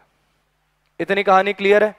ऐसे ही विल बी, ये जो V3 है इसको भूल गए अपन, विल के साथ वर्ब की बेस फॉर्म लिखी हुई है, कौन सा टेंस हो गया ये हो गया फ्यूचर का इनडेफिनिट। इतनी कहानी क्लियर है? अब ये तो हो गए पैसिव वाले, अब इनकी बात कर लेते हैं। इनके अंदर देखो ये सेज और आस्ड, इनका तो दोनों नहीं पता कर लिया होगा। अब ये सेज क्या है? वर्ब की पहली फॉर्म है तो ये प्रेजेंट का इनडेफिनिट हो गया। ये आस्ड वर्ब की सेकंड फॉर्म है तो ये क्या हो गया? ये पास्ट का इनडेफिनिट हो गया। इतनी पिक्चर क्लियर है? अब इस पे आओ। इसमें मैं क्या कहना चाह रहा हूं, he can solve all those questions, और इधर है I could solve all those questions. एक जगह मैंने कैन का यूज कर रखा है और एक जगह मैंने कुड का यूज कर रखा है, दोनों के बाद सॉल्व है। अब आपको पता है जो मॉडल होते हैं, ये जो मॉडल है इनके बाद वर्ब की बेस फॉर्म आती है, इनके बाद तो हमेशा ही वर्ब की बेस फॉर्म आएगी। अब बेस फॉर्म को देख के अगर टेंस जज करोगे तो हमेशा ही तुम कहोगे प्रेजेंट इंडेफिनिट। अगर वर्ब की बेस फॉर्म को देख के टेंस बताने लगे तो हमेशा ही जवाब आएगा प्रेजेंट का इंडेफिनिट। तो मॉडल के बाद तो जितने वर्ड लिखोगे हर बार ही प्रेजेंट इंडेफिनिट, लेकिन मॉडल की पास्ट फॉर्म भी तो होती है। तो इस केस में आपको ध्यान रखना पड़ेगा कि इसको आप बोलोगे पास्ट इंडेफिनिट, क्योंकि ये क्या हो गया? ये कैन मॉडल की पास्ट फॉर्म हो गई, और ये क्या हो गया? ये प्रेजेंट इंडेफिनिट हो गया।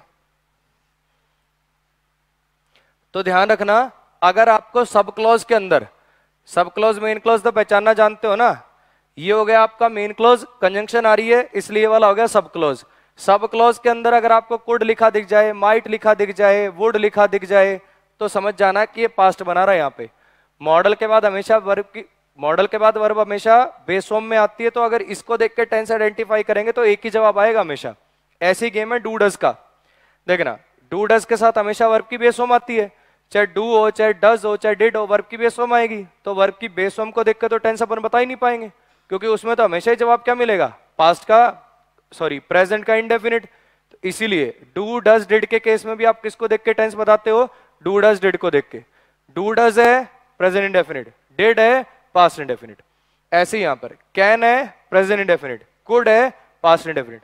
लेकिन एक चीज से बच के, अगर मान लो ये सेंटेंस सिर्फ इतना लिखा हो, could you please help me, could you please, या प्लीज लगाने की जरूरत नहीं है, कुड ही रिक्वेस्ट के लिए आता है, कुड यू हेल्प मी, क्या तुम मेरी मदद कर सकते हो। अब बताओ ये पास्ट इंडेफिनिट है क्या, बोलो। मॉडल चैप्टर के अंदर अपन ने पढ़ा कि कुड को पास्ट फॉर्म तब माना करो जब ये पास्ट फॉर्म की जगह पे लिखा हो। मेन क्लोज पास्ट में तो ये 100% पास्ट फॉर्म होगा, तब इसको पास्ट फॉर्म मानो। ऐसे नहीं अकेला पढ़ा तो वहां भी अपन ने पास्ट फॉर्म कह दिया, यहां पे प्रेजेंट इंडेफिनिट ही मानना पड़ेगा। समझ आया क्या कहना चाह रहा हूं। ये कुड को आप पास्ट तब मानिए जब मेन क्लोज पास्ट में और सब क्लोज के अंदर आपने कुड यूज कर रखा, तो ये बात क्लियर है कि ये भी पास्ट हो गया। Picture clear. ऐसी डू डज डिड है, उसके केस में भी आगे वर्ब की बेस फॉर्म आती है हमेशा, इसलिए डू डज डिड के बेसिस पे टेंस जज होता है। ऐसी ये मॉडल्स के केस में भी आगे हमेशा बेस फॉर्म आती है, इसलिए इनके बेसिस पे टेंस जज होता है। कब, जब मेन क्लोज पास्ट में और सब क्लोज पास्ट में, वहां पे देखना ये वाली चीजें लगा के, अदरवाइज प्रेजेंट इंडेफिनिट बोलना है इनको। इतनी कहानी क्लियर है। तो ये पैसिव के भी टेंस पहचानने सीख लिए अपन ने, इनके भी टेंस पहचानने सीख लिए। तो ये अपना टेंस का आइडेंटिफिकेशन वाला पार्ट खत्म हो गया। ठीक है, ये था टेंस का आइडेंटिफिकेशन। फिर अपन करेंगे टेंस का यूसेज। ठीक है भाई।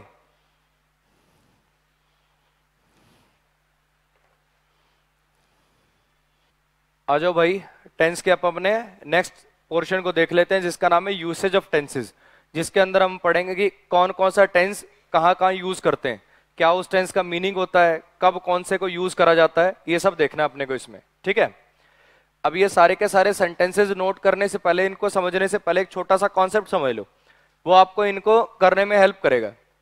देखना जरा, ये सेंटेंस है my mother dash to temple, my mother dash to temple.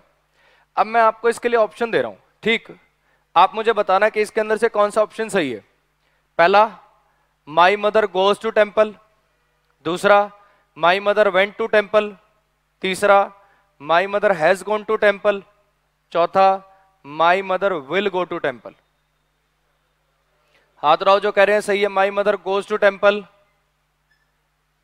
बोलो। My mother went to temple, जो कह रहे हैं सारे सही हैं। समझ आया क्या कहना चाह रहा हूं। मैं कहना ये चाह रहा हूं कि ये वाला जो सेंटेंस है ना, इसके अंदर सारी टेंस सही है। आपको पता चल जाएगा सारे टेंस सही क्यों है, अगर आपको ये देखो, अगर मान लो इस सेंटेंस के अंदर मैं ये वर्ड ऐड कर दूं डेली, अब बताओ कौन सा सही है, गोज। अब अगर मैं इसे वर्ड ऐड कर दूं टुमारो, तब कौन सा सही हो जाएगा, बताओ, विल गो। समझ आ रहा है क्या कहना चाह रहा हूं। एक चीज समझो, एक वर्ड है टाइम, एक वर्ड है टेंस, एक वर्ड है टाइम, एक वर्ड है टेंस। अगर टाइम को आप फिक्स कर दो, अगर आपको पता हो कौन से टाइम की बात करनी है, तो टेंस फिक्स हो जाएगा कि नहीं हो जाएगा। अगर मैं आपको टाइम को फिक्स करके दे दूं कि मुझे इस टाइम की बात करनी है, आपको पता है कि अलग अलग वर्ब की फॉर्म से टेंस बनता है और टेंस टाइम को रिप्रेजेंट करता है। अगर मैं आपको पहले बता दूं मुझे इस टाइम की बात करनी है, दिमाग में होता क्या है ना, मान लो आपको किसी को बताना है, मुझे बताना है कि मेरे भाई का एक्सीडेंट हो गया था, मुझे बताना है कि 2 महीने पहले मेरे भाई का एक्सीडेंट हो गया था, तो मुझे टाइम का पता है। अब मैं जब उसके लिए सेंटेंस फ्रेम करूंगा तो ऐसे मन मर्जी से कोई भी टेंस लगा पाऊंगा क्या, नहीं लगा पाऊंगा। मेरे को क्या करना पड़ेगा, मुझे एक पर्टिकुलर टेंस ही लगाना पड़ेगा। इतनी कहानी क्लियर। लेकिन अगर मान लो टाइम फिक्स ना हो, अगर टाइम का पता ना हो, तो फिर जो आप टेंस लगाओगे उससे पढ़ने वाला आपका मीनिंग कन्वे करेगा। देखो एक चीज समझना, जो स्पीकर होता है या जो राइटर होता है, जो बात को कहता है या जो बात को लिखता है, उसको तो टाइम का पता होता है, इसीलिए वो उसके अकॉर्डिंग टेंस लिखता है। अब जो आपका लिसनर है या जो आपका रीडर है, उसको कैसे पता चलता है, उसको पता चलता है वो सेंटेंस को पढ़ के। समझ रहे हो क्या कहना चाह रहा हूं। एक चीज समझना, अब मुझे कहना है कि मेरे भाई का एक्सीडेंट हो गया था 2 महीने पहले, मुझे तो पता ये कब हुआ, मेरे लिए तो टाइम स्पेसिफिक है, तो मैं उसके अकॉर्डिंग ही टेंस यूज करूंगा। मैं क्या बोल रहा हूं, my brother met with an accident 2 months ago, मैंने पास्ट इंडेफिनिट टेंस लगा दिया। अब जो मेरा रीडर है जिसने बात पढ़ी, या जो मेरा लिसनर है जिसने बात सुनी, उसको तो नहीं पता कि एक्सीडेंट कब हुआ कब नहीं हुआ। उसने कैसे पता करा, उसने पता किया जो मैंने इसके अंदर वर्ब की फॉर्म लगाई उसके बेसिस पे। समझ आएगा कहना चाह रहा हूं। तो अगर टाइम फिक्स हो, किसी पर्सन के लिए टाइम फिक्स हो तो वो टेंस फिक्स कर देगा, टाइम का पता हो तो टेंस फिक्स हो जाएगा। और जिस पर्सन को टाइम का पता नहीं है वो टाइम का पता करेगा टेंस की मदद से, जो टेंस लगाओगे वही टाइम देगा। समझ आ रहा है क्या कहना चाह रहा हूं। एक चीज समझो, जब तक आपने ये डेली वर्ड नहीं लिखा था इसका मतलब आपने टाइम को फिक्स नहीं कर रखा था। टाइम को फिक्स नहीं कर रखा था तो जो जो यहां पर टेंस भरा जा रहा था आप उससे टाइम कंक्लूड कर रहे थे। जैसे मैंने कहा my mother goes to temple, तो आपने कंक्लूड किया कि माता जी हर रोज मंदिर जाती हैं। My mother went to temple, तो गई थी। My mother has gone to temple, जा चुकी हैं। My mother will go to temple, जाएंगी।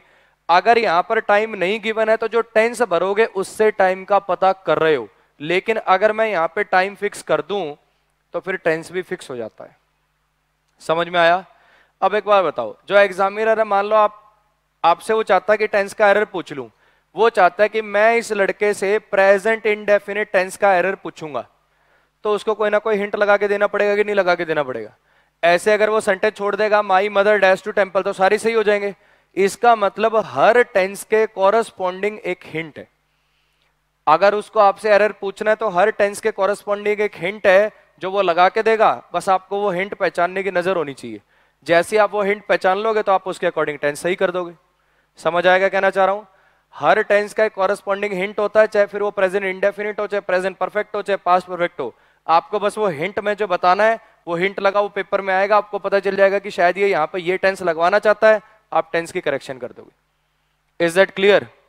चलो जी, अब आप एक काम करो, इन सारे के सारे सेंटेंसेस को नोट करो और खुद से एक बार इनके अंदर एरर निकालने की कोशिश करो। फिर मैं बताता हूं कि इनके अंदर कौन से टेंस का एरर है और कैसे उसको सही करना है। इनको नोट कर लो बढ़िया से और एरर निकालो एक बार।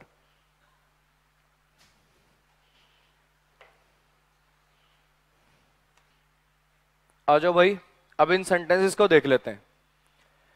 माई mother has often scolded me for my पेटी मिस्टेक्स। अब देखो, ये सारे के सारे बेस्ड हैं प्रेजेंट इंडेफिनिट टेंस पे। प्रेजेंट इंडेफिनिट टेंस का नाम इंडेफिनिट टेंस क्यों है?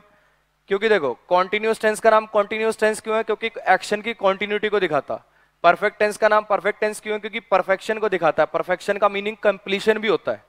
परफेक्शन जो वर्ड है उसका मीनिंग कंप्लीशन भी होता है, वो एक्शन की कंप्लीशन को दिखाता है।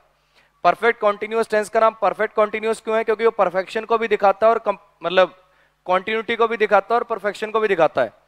टाइम पूरा हो जाता है, एक्शन कॉन्टिन्यूटी में होता है। जैसे I have been teaching English for 2 years, मैं इंग्लिश पढ़ा रहा हूं 2 साल से। एक्शन कॉन्टिन्यूटी में क्या पढ़ाना छोड़ दिया? नहीं, लेकिन 2 साल पूरे हो गए। तो परफेक्ट कॉन्टिन्यूस का नाम परफेक्ट कॉन्टिन्यूस इसलिए होता है क्योंकि उसके अंदर परफेक्शन प्लस कॉन्टिन्यूटी दोनों दिखानी होती है। परफेक्ट का नाम परफेक्ट इसलिए होता है क्योंकि उसके अंदर कंप्लीशन दिखानी होती है। कॉन्टिन्यूस का नाम कॉन्टिन्यूस इसलिए होता है क्योंकि उसमें कॉन्टिन्यूटी दिखानी होती है। इसका नाम इंडेफिनिट पता क्यों है? क्योंकि इसका टाइम डेफिनिट नहीं है। आपने सुन रखा होगा सब बच्चों ने कि इंडेफिनिट टेंस का आप यूज करते हो प्रोवर्ब को लिखने के लिए, honesty is the best policy, या फिर यूनिवर्सल फैक्ट ट्रुथ को लिखने के लिए the sun rises in the east. कब से उग रहा है सूरज ईस्ट में और कब तक उगेगा नहीं पता। पहले भी उगता था, आज भी उगता और आगे भी उगता रहेगा। Honesty is the best policy, ईमानदारी सबसे अच्छी नीति है। कब? पहले भी थी, आज भी और आगे भी रहेगी। तो ऐसी चीजें, ऐसे एक्शन जिनका टाइम डेफिनिट नहीं है, जिनका भी टाइम डेफिनिट नहीं है, वो किसके अंदर लिखे जाते हैं? प्रेजेंट इंडेफिनिट के अंडर में लिखे जाते हैं। समझ में आ गया। तो हैबिचुअल एक्शंस को रिप्रेजेंट करने के लिए अब किसी को कोई आदत है, पहले भी थी, अभी भी है और मोस्ट प्रोबेबली आगे भी रहेगी, तो हैबिचुअल एक्शंस के अंदर आ जाएगी। प्रोवर्ब्स है, यूनिवर्सल फैक्ट है, ये सब किसके अंदर में लिखे जाते हैं? प्रेजेंट इंडेफिनिट के अंडर में लिखे जाते हैं। एक और कन्वेंशन भी है, न्यूज़पेपर की जो हेडलाइन होती है या जो लाइव कमेंट्री है वो भी प्रेजेंट इंडेफिनिट में करी जाती है, लेकिन वो अपने एरर में पूछी नहीं जा सकती, इसलिए उनको नहीं करवा रहा हूं। लेकिन ध्यान रखेंगे न्यूज़पेपर की जो हेडलाइन है वो जनरली प्रेजेंट इंडेफिनिट में होती है और लाइव कमेंट्री भी प्रेजेंट इंडेफिनिट में होती है। मान लो कोहली ने एक चौका मारा तो फिर क्या कहेंगे? या बढ़िया सा शॉट खेल दिया तो वो ये नहीं कहेगा Virat Kohli played a beautiful square drive, ऐसे नहीं, वो बोलेगा Virat Kohli plays a wonderful square drive. अब ब्यूटीफुल और वंडरफुल का मतलब डिफरेंस में समझ लेना, दोनों में से कोई भी। Virat Kohli played a wonderful square drive नहीं, Virat Kohli plays a wonderful square drive. ठीक। अब कमेंट्री करते समय नवजोत सिंह सिद्धू का कोई भरोसा नहीं है, कहीं तुम कहो भी नवजोत सिंह सिद्धू ने तो ये बोला था सर और ये है वो है, उसका कोई भरोसा नहीं है। कमेंट्री करते हुए एक दिन कह रहा है मूंगफली का दाना छील के जिसने खाना सीख लिया वही असली खिलाड़ी है। बहुत बढ़िया। तो सिद्धू की कोई गारंटी नहीं है। जनरली कन्वेंशन ये है कि प्रेजेंट इंडेफिनिट टेंस में लिखी जाती है, न्यूज़पेपर की हेडलाइन और लाइव कमेंट्री भी प्रेजेंट इंडेफिनिट में करी जाती है। अपने पेपर में पूछी नहीं जा सकती, इसलिए इनको यहाँ नोट नहीं कर रहा हूँ। प्रेजेंट इंडेफिनिट से जो अपने पेपर के अंदर क्वेश्चन आ सकते हैं वो आ सकते हैं हैबिचुअल एक्शंस पे या फिर प्रोवर्ब्स पे और यूनिवर्सल फैक्ट्स पे। इसको समझ लो। अब मैं कह रहा हूं कि हैबिचुअल एक्शन प्रेजेंट इंडेफिनिट में लिखे जाते हैं। हैबिचुअल एक्शन का पता कैसे चलेगा? मेरी माताजी हर रोज मंदिर जाती हैं, हर रोज लिखते पता चल गया हैबिचुअल एक्शन है। तो हिंदी के अंदर तो हर रोज हो गया, ये सब वर्ड से अपन पता कर लेते हैं कि हैबिचुअल एक्शन है। इंग्लिश में कैसे पता करेंगे? बोलो। एक टर्म होती है एडवर्ब ऑफ फ्रीक्वेंसी। क्या काम करता है वो? क्या काम करता है एडवर्ब ऑफ फ्रीक्वेंसी? किसी एक्शन की फ्रीक्वेंसी बताता है, आखिर कोई काम कितनी बार हो रहा है। एडवर्ब ऑफ फ्रीक्वेंसी हिंट होता है हैबिचुअल एक्शन का। अगर मैं लिख रहा हूं daily, everyday, occasionally, regularly, frequently, ये सारे के सारे किसके हिंट होंगे? बोलो। अरे किसके हिंट होंगे? हैबिचुअल एक्शन के। और हैबिचुअल एक्शन का हिंट होगा तो जब ये वर्ड आएंगे तो क्या लगाया जाएगा? प्रेजेंट इंडेफिनिट टेंस लगाया जाएगा। सेल्डम आ जाए, नेवर आ जाए, ये भी हैबिट क्या है? हैबिट ही तो है ही है। बच्चे कहते हैं सर सेल्डम और नेवर का तो मतलब होता है कभी नहीं। भाई कभी नहीं जाता, ये भी तो हैबिट है। I seldom go there, I never go there, मैं वहां कभी नहीं जाता, ये भी तो आपकी हैबिट है। तो फ्रीक्वेंसी 0 है तो भी हैबिट है। समझना, एडवर्ब ऑफ फ्रीक्वेंसी तो जानता है ना हर बच्चा मेरी क्लास का। Frequently, regularly, occasionally, seldom, never, rarely, daily, everyday, सारे के सारे हिंट हैं किसके? हैबिचुअल एक्शन के। और इनडायरेक्टली कह सकते हो प्रेजेंट इंडेफिनिट के। तो आप यहां पे लिख सकते हो हैबिचुअल एक्शन के, यहां पर इसके हिंट कौन होते हैं? Adverb of frequency.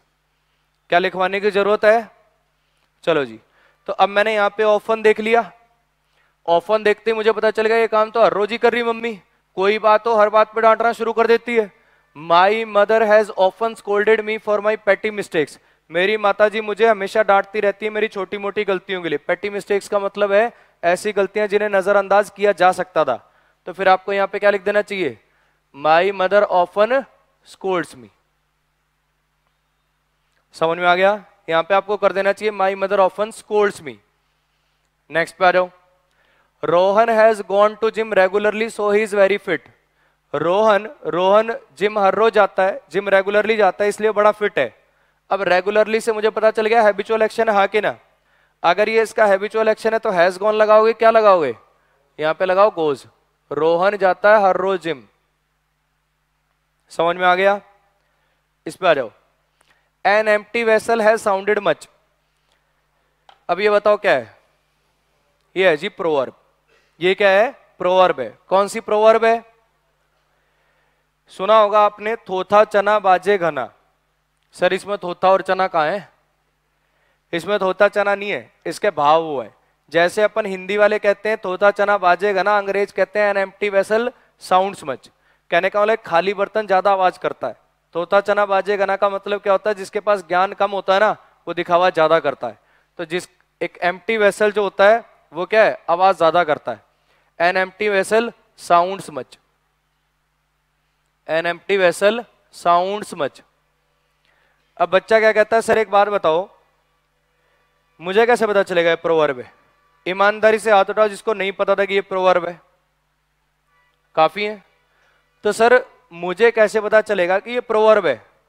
मेरे भाई समझना, उसका काम क्या है? उसका काम ये जानना है, एग्जामिनर आपसे ये जानना चाहता है भाई तुझे ये पता है क्या भी जो प्रोवर्ब होती है प्रेजेंट इंडेफिनिट में लिखी जाती है, उसका काम ये जानना नहीं है कि तुझे प्रोवर्ब कितनी याद है।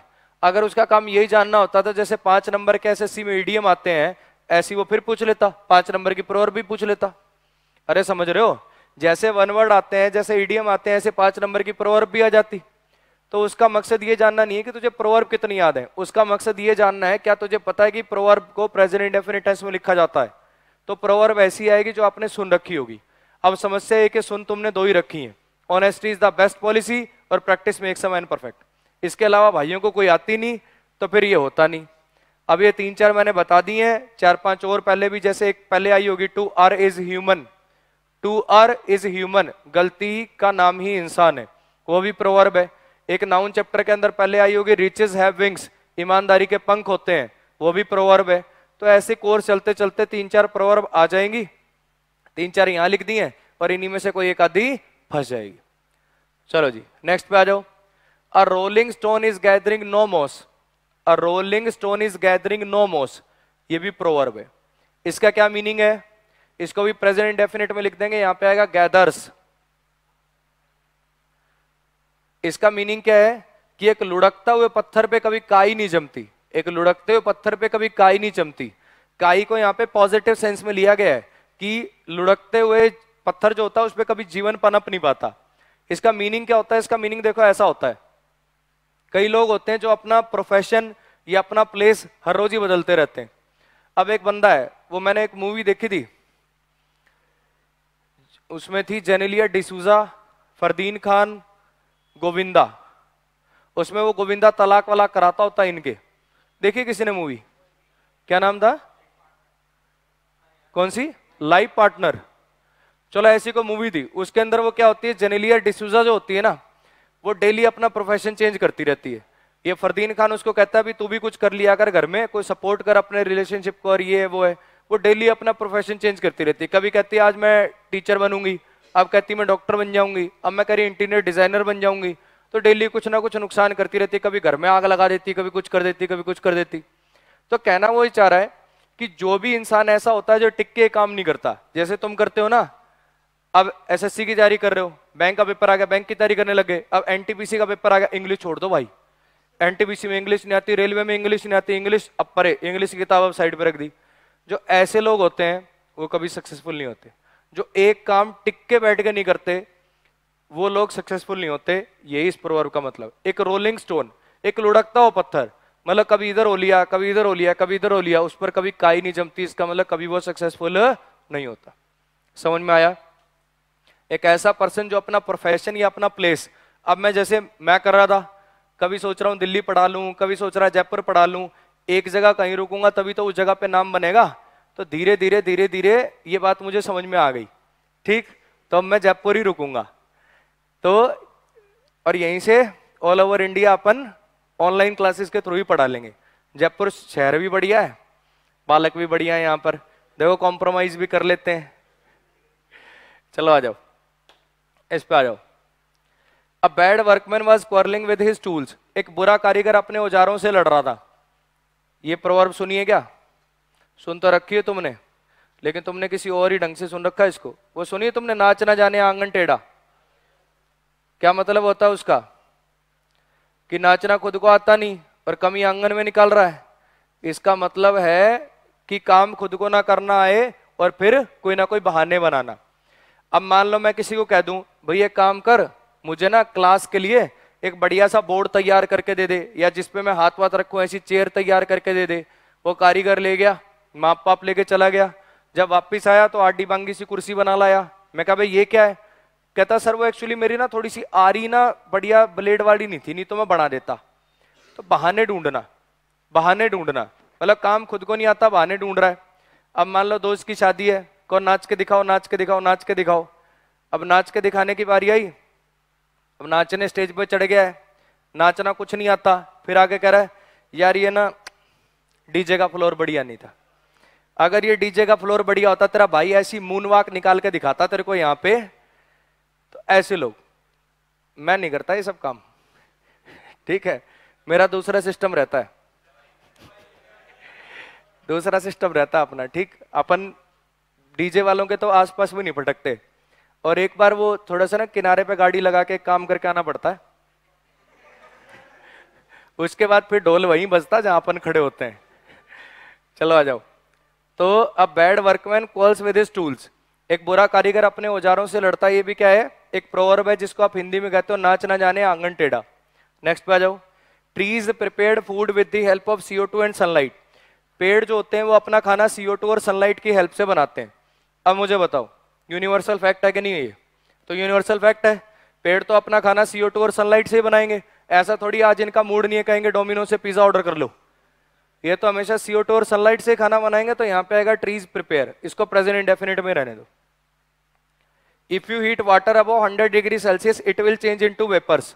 अगर आप पानी को 100 डिग्री से ऊपर गर्म करोगे तो वेपर्स में कन्वर्ट हो जाएगा। अब मुझे बताओ यूनिवर्सल फैक्ट है कि नहीं है? यूनिवर्सल फैक्ट है। तो यहाँ पे क्या हो जाएगा, ये विल को करो ड्रॉप, इसको आएगा प्रेजेंट इंडेफिनिट में। और ध्यान रखना आप चेंजेस भी करना पड़ेगा। ये विल मॉडल था, मॉडल के बाद बेसोम आती है इसलिए चेंज लिख रखा था। अब ये मॉडल हट गया तो फिर इट सिंगुलर है तो फिर यहाँ पे चेंजेस करना पड़ेगा आपको। समझ में आया? अगर आप पानी को 100 डिग्री से ऊपर गर्म करोगे तो वो वेपर्स में बदल जाएगा। अब यहाँ पे ज्यादा साइंसदान नहीं बनना है कि सर अगर पानी में इंप्योरिटी घुली हुई हो तो उसका बॉइलिंग पॉइंट इंक्रीज हो जाता है, इसीलिए छोले उबालते समय उसमें नमक डाल दिया जाता है। भाई बीटेक मैंने भी कर रखी, ठीक। यहां ज्यादा अंग्रेज बनने की जरूरत नहीं है, प्योर वाटर की बात हो रही है। 100 डिग्री पे गर्म होता था, 100 डिग्री पे ही गर्म होता है और 100 डिग्री पे ही गर्म होता रहेगा, मतलब वेपर्स में कन्वर्ट होता रहेगा। गर्म तो 10 डिग्री पे भी हो जाता। इतनी बात होगी क्लियर? तो अब इसको नोट कर लो। मैं मिलता हूं आपके साथ नेक्स्ट टेंस के साथ।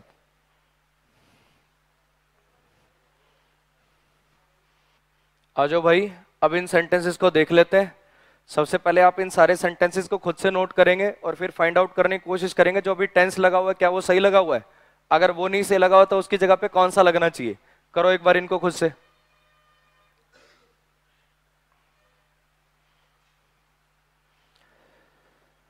चलो जी आ जाओ। ये सारे के सारे जो एरर्स हैं ये बेस्ड हैं प्रेजेंट कॉन्टिन्यूअस टेंस पे, प्रेजेंट कॉन्टिन्यूअस टेंस पे। अब सबसे पहले तो आप ये समझिए कि इनडेफिनिट और कॉन्टिन्यूअस में डिफरेंस क्या होता है।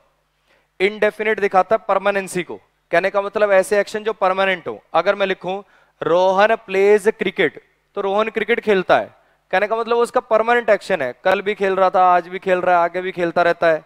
तो परमानेंसी को दिखाना हो तो आप लिखेंगे present indefinite tense. My father works at IBM, मेरे पिताजी IBM में काम करते हैं, पिछले 30 साल से काम कर रहे हैं। समझ में आ गया कहना चाह रहा हूं? तो इसके अंदर क्या है, परमानेंसी शो होती है। और कॉन्टिन्यूअस टेंस तब लगाया जाता है जब कोई एक्शन टेम्परेरी हो। आई एम टीचिंग यू टेंसेज, मैं आपको टेंसेज पढ़ा रहा हूं, हमेशा टेंस ही पढ़ाता हूं क्या, आगे टेंस ही पढ़ाता रहूंगा क्या, ये टेम्परेरीनेस है। लेकिन अगर मैं बात करूं आई एम टीचिंग इंग्लिश नहीं कहूंगा, मैं कहूंगा आई टीच इंग्लिश, मैं इंग्लिश पढ़ाता हूं, ये परमानेंट एक्शन है। तो अगर परमानेंट एक्शन की बात हो रही हो तो इंडेफिनिट टेंसेज लगाया करो, अगर टेम्परेरी एक्शंस की बात करनी हो तो कॉन्टिन्यूअस टेंसेस लगाया करो। इतनी कहानी क्लियर है? चलो जी आ जाओ।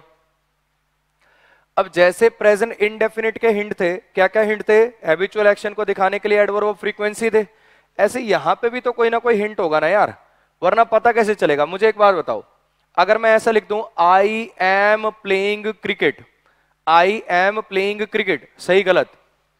एकदम सही है, कोई हिंट नहीं लगाया मैंने तो यहां पे। तो वही बात है, अगर टाइम दे रखा हो तो टेंस फिक्स हो जाएगा, और अगर टाइम नहीं गिवन है तो जो टेंस लगा दोगे वही सही है। अगर इसी सेंटेंस में ऐसा लिख देता आई प्ले क्रिकेट या आई हैव प्लेड क्रिकेट तो वो भी सही हो जाता। तो अगर आपको प्रेजेंट कॉन्टिन्यूअस टेंस का एरर पूछना है तो फिर आपको कोई ना कोई हिंट देना पड़ेगा। और वो हिंट क्या है, वो हिंट ऐसे वर्ड है जिनसे पता चले कि एक्शन टेम्परेरी है और अभी फिलहाल में कॉन्टिन्यूटी में। वो कुछ ऐसे हिंट्स हैं जिनसे ये पता चलता है कि एक्शन टेम्परेरी है और अभी फिलहाल कॉन्टिन्यूटी में, आगे रहेगा जारी के नहीं रहेगा अपने को पता नहीं है। वो हिंट कैसे हैं, जैसे ये वर्ड्स हो गए eight present, at the moment, eight present, at the moment, right now, these days, etcetera. ये वर्ड्स कैसे हैं, ये आपको टेम्परेरीनेस की फील दे रहे हैं कि नहीं दे रहे हैं? अगर मैं कहूं मेरा भाई जिम जाने लगा इन दिनों, मेरा भाई जिम जा रहा है इन दिनों, ये इन दिनों अगर मैं वर्ड लगा रहा हूं तो क्या ये बात श्योर नहीं है कि पहले नहीं जाता था? समझ रहे हो क्या कहना चाह रहा हूं? दीज डेज लगाओ, राइट नाउ लगाओ, एट प्रेजेंट लगाओ, एट द मोमेंट लगाओ, ये सारे के सारे ऐसे वर्ड्स हैं जो टेम्परेरीनेस को दिखाते हैं, इस बात को दिखाते हैं कि एक्शन अभी तो कॉन्टिन्यूटी में है, आगे कॉन्टिन्यूटी में रहेगा कि पता नहीं, और पहले भी कॉन्टिन्यूटी में था कि अपने को पता नहीं। ये सारे वर्ड्स हैं, ये इस टाइप का मीनिंग कन्वे करते हैं जिनसे हमें पता चल जाता है कि टेम्परेरी एक्शन की बात हो रही है। तो इन वर्ड्स के साथ कौन सा टेंस लगा लिया करो, प्रेजेंट का कॉन्टिन्यूस टेंस लगा लिया करो।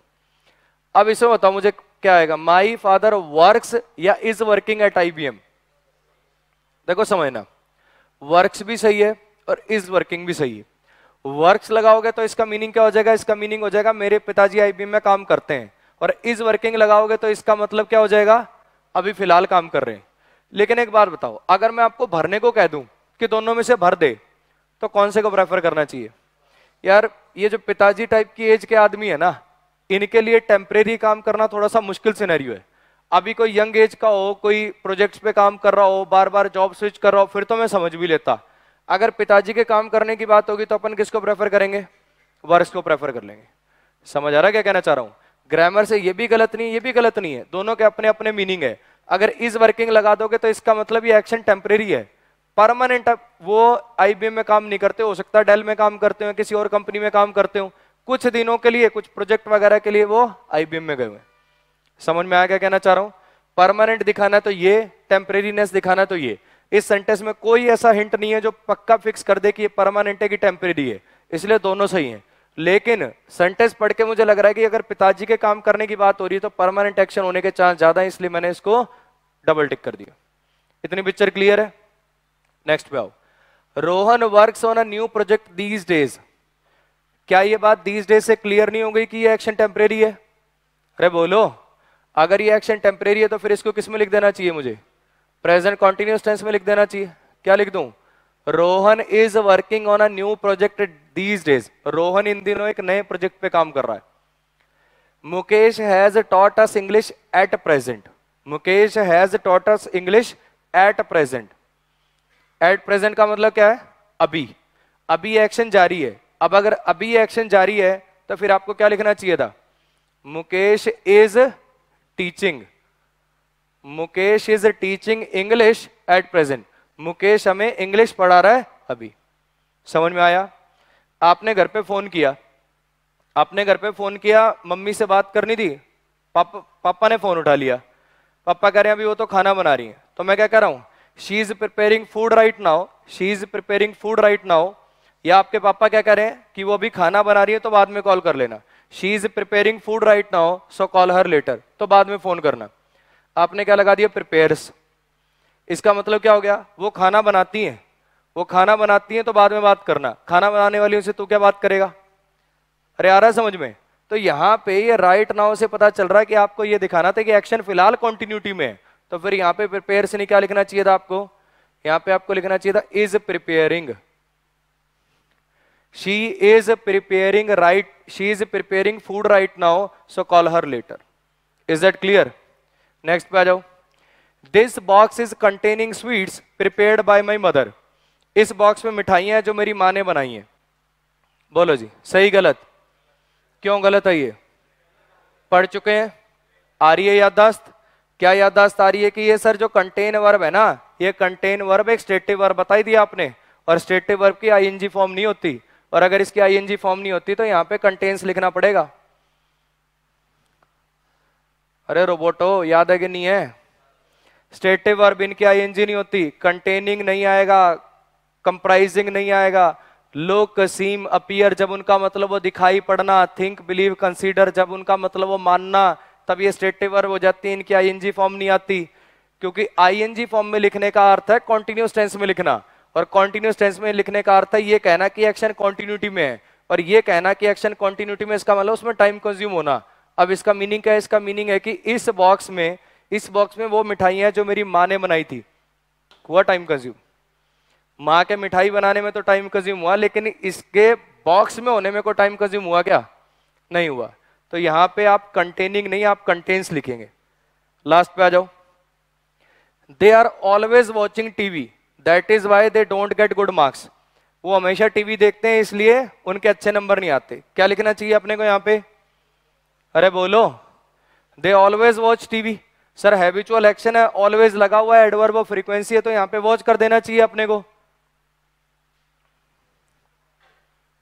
ये सेंटेंस है नो एरर, इसको ध्यान से सुनना समझना। अपने को ये पता है कि हैबिचुअल एक्शन के लिए क्या आता है, हैबिचुअल एक्शन के लिए आता है प्रेजेंट इंडेफिनिट टेंस, लेकिन ऑलवेज एडवर्ब लगी हो, ऑलवेज एडवर्ब लगी हो और साथ में प्रेजेंट कॉन्टिन्यूअस टेंस लगा के भी हैबिचुअल एक्शन को आप दिखा सकते हो, अगर वो हैबिचुअल एक्शन आपको पसंद नहीं है। अगर आप उस हैबिचुअल एक्शन को मतलब आपको पसंद नहीं है, आप उससे इरिटेट होते हो या आप उसको क्या करना चाहते हो, जिसको बोलते हैं ना नापसंद करते हैं और डिग्रेड करना चाहते हो, आपको नहीं अच्छा लगता वो एक्शन, ऐसे केस में आप प्रेजेंट कॉन्टिन्यूअस यूज करोगे ऑलवेज एडवर्ब के साथ। फिर से समझना, अगर ये सेंटेंस इतना ही हो, सिर्फ इतना ही है, तो यहां पे ये भी सही हो जाएगा दे ऑलवेज वॉच टीवी, वो हमेशा टीवी देखते हैं, और ये भी सही हो जाएगा they are always watching TV. जब आप लिखोगे they are always watching TV तो इसका अर्थ होगा कि आपको उनके टीवी देखने का एक्शन पसंद नहीं है। समझ में आया? अगर आपको किसी का हैबिचुअल एक्शन पसंद ना हो तो आप उसको कॉन्टिन्यूअस में लिख सकते हो with always adverb of frequency. मान लो आपकी मम्मी आपको सारा दिन डांटती रहती है, सारा दिन ही डांटती रहती है, आपको ये बात पसंद नहीं है, आप क्या कहोगे, my mother is always scolding me, my mother is always scolding me. समझ में आया? अब मान लो जैसे अमन सर हैं, सारा दिन ये कहते रहते हैं मैं तो बीमार चल रहा हूं, मेरी तबीयत ठीक नहीं है और ये है वो है, सारा दिन ही रोना ही चलता रहता है इनका, आप इस बात से इरिटेट होते हो, आप क्या कहोगे, Aman sir is always complaining, Aman sir is always complaining about something, हमेशा किसी ना किसी चीज के बारे में कंप्लेन ही करते रहते हैं। समझ में आया? अगर आपको किसी का कोई हैबिचुअल एक्शन पसंद नहीं है तो आप उसको कॉन्टिन्यूअस टेंस में लिख दिया करो with always adverb of frequency. अब सर मुझे कैसे पता चलेगा कि पसंद नहीं है? समझ रहे हो सवाल? उसके लिए तो ये सेंटेंस लगा के दे रखा, आगे देखो, ये आगे क्लॉज क्या लिखा है, that is Y conjunctional clause होता है भाई, कंजंक्शन की तरह से काम करने वाला क्लॉज होता है। That is why they don't get good marks, इसीलिए उनके अच्छे नंबर नहीं आते, इसीलिए उनके अच्छे नंबर नहीं आते, ये लिख के दे रखा है। क्या इससे पता नहीं चल रहा है कि आपको ये एक्शन पसंद नहीं है? अरे बोलो, इसका मतलब ये एक्शन पसंद नहीं है तो आप इसको प्रेजेंट कॉन्टिन्यूअस टेंस में लिख सकते हो, ये नो एरर हो गया। फिर से समझ लो, अगर किसी का हैबिचुअल एक्शन है आपको उससे कोई मतलब नहीं है, Aman always goes for a morning walk, Aman always comes on time, Aman always treats everybody like a brother, आपको किसी का हैबिचुअल एक्शन है, आपको उससे कोई मतलब नहीं है, आपको अच्छा लगता है बुरा लगता है, आप सिर्फ बताना चाहते हो किसी का हैबिचुअल एक्शन है, आप उसको प्रेजेंट इंडेफिनिट में लिखो। अगर आपको किसी का हैबिचुअल एक्शन है वो पसंद नहीं है, अगर आप किसी के हैबिचुअल एक्शन से इरिटेट होते हो, आप अनॉय होते हो, तो फिर आपको क्या करना है, उस हैबिचुअल एक्शन को लिखना प्रेजेंट कॉन्टिन्यूअस में, और इस केस में एडवर्ब यूज होती है ऑलवेज, ये आपके लिए हिंट रहेगा। समझ आ गया? अगर ये सेंटेंस इतना ही लिखा हो तो इसमें दोनों सही हो जाएंगे, अगर इंडेफिनिट लगा दोगे तो पता चल जाएगा कि हैबिचुअल एक्शन है और आपको उससे कोई मतलब नहीं है, कॉन्टिन्यूअस लगा दोगे तो इसका मतलब हो जाएगा आप उससे इरिटेट होते हो, लेकिन इसमें कोई हिंट नहीं है, हिंट नहीं है कि ये आप इरिटेट हो रहे हो कि नहीं हो रहे, इसलिए इस केस में अगर ये सेंटेंस सिर्फ इतना होता तो हम प्रेफर करते इनडेफिनिट लगाना। समझ आया क्या कहना चाह रहा हूं? लेकिन अगर हिंट आ जाए तब अपन क्या लगा देंगे, तब अपन यहां पर प्रेजेंट कॉन्टिन्यूअस टेंस लगा देंगे। तो ये वाला जो सेंटेंस है और ये वाला जो सेंटेंस है, इनको थोड़ा सा ध्यान से रखेंगे, इनमें कॉन्सेप्ट यूज हो रहे हैं कुछ अलग ढंग के। तो प्रेजेंट कॉन्टिन्यूअस टेंस को अपन ने देख लिया, प्रेजेंट कॉन्टिन्यूअस दिखाता कॉन्टिन्यूटी को, आपको एक्शन टेम्परेरीनेस के अंदर दिखाना हो, कॉन्टिन्यूटी में दिखाना हो तो प्रेजेंट कॉन्टिन्यूअस में लिखा करो, परमानेंसी की बात करनी हो तो इंडेफिनिट में लिखा करो। अब इसको नोट कर लो बढ़िया से, फिर मिलते हैं।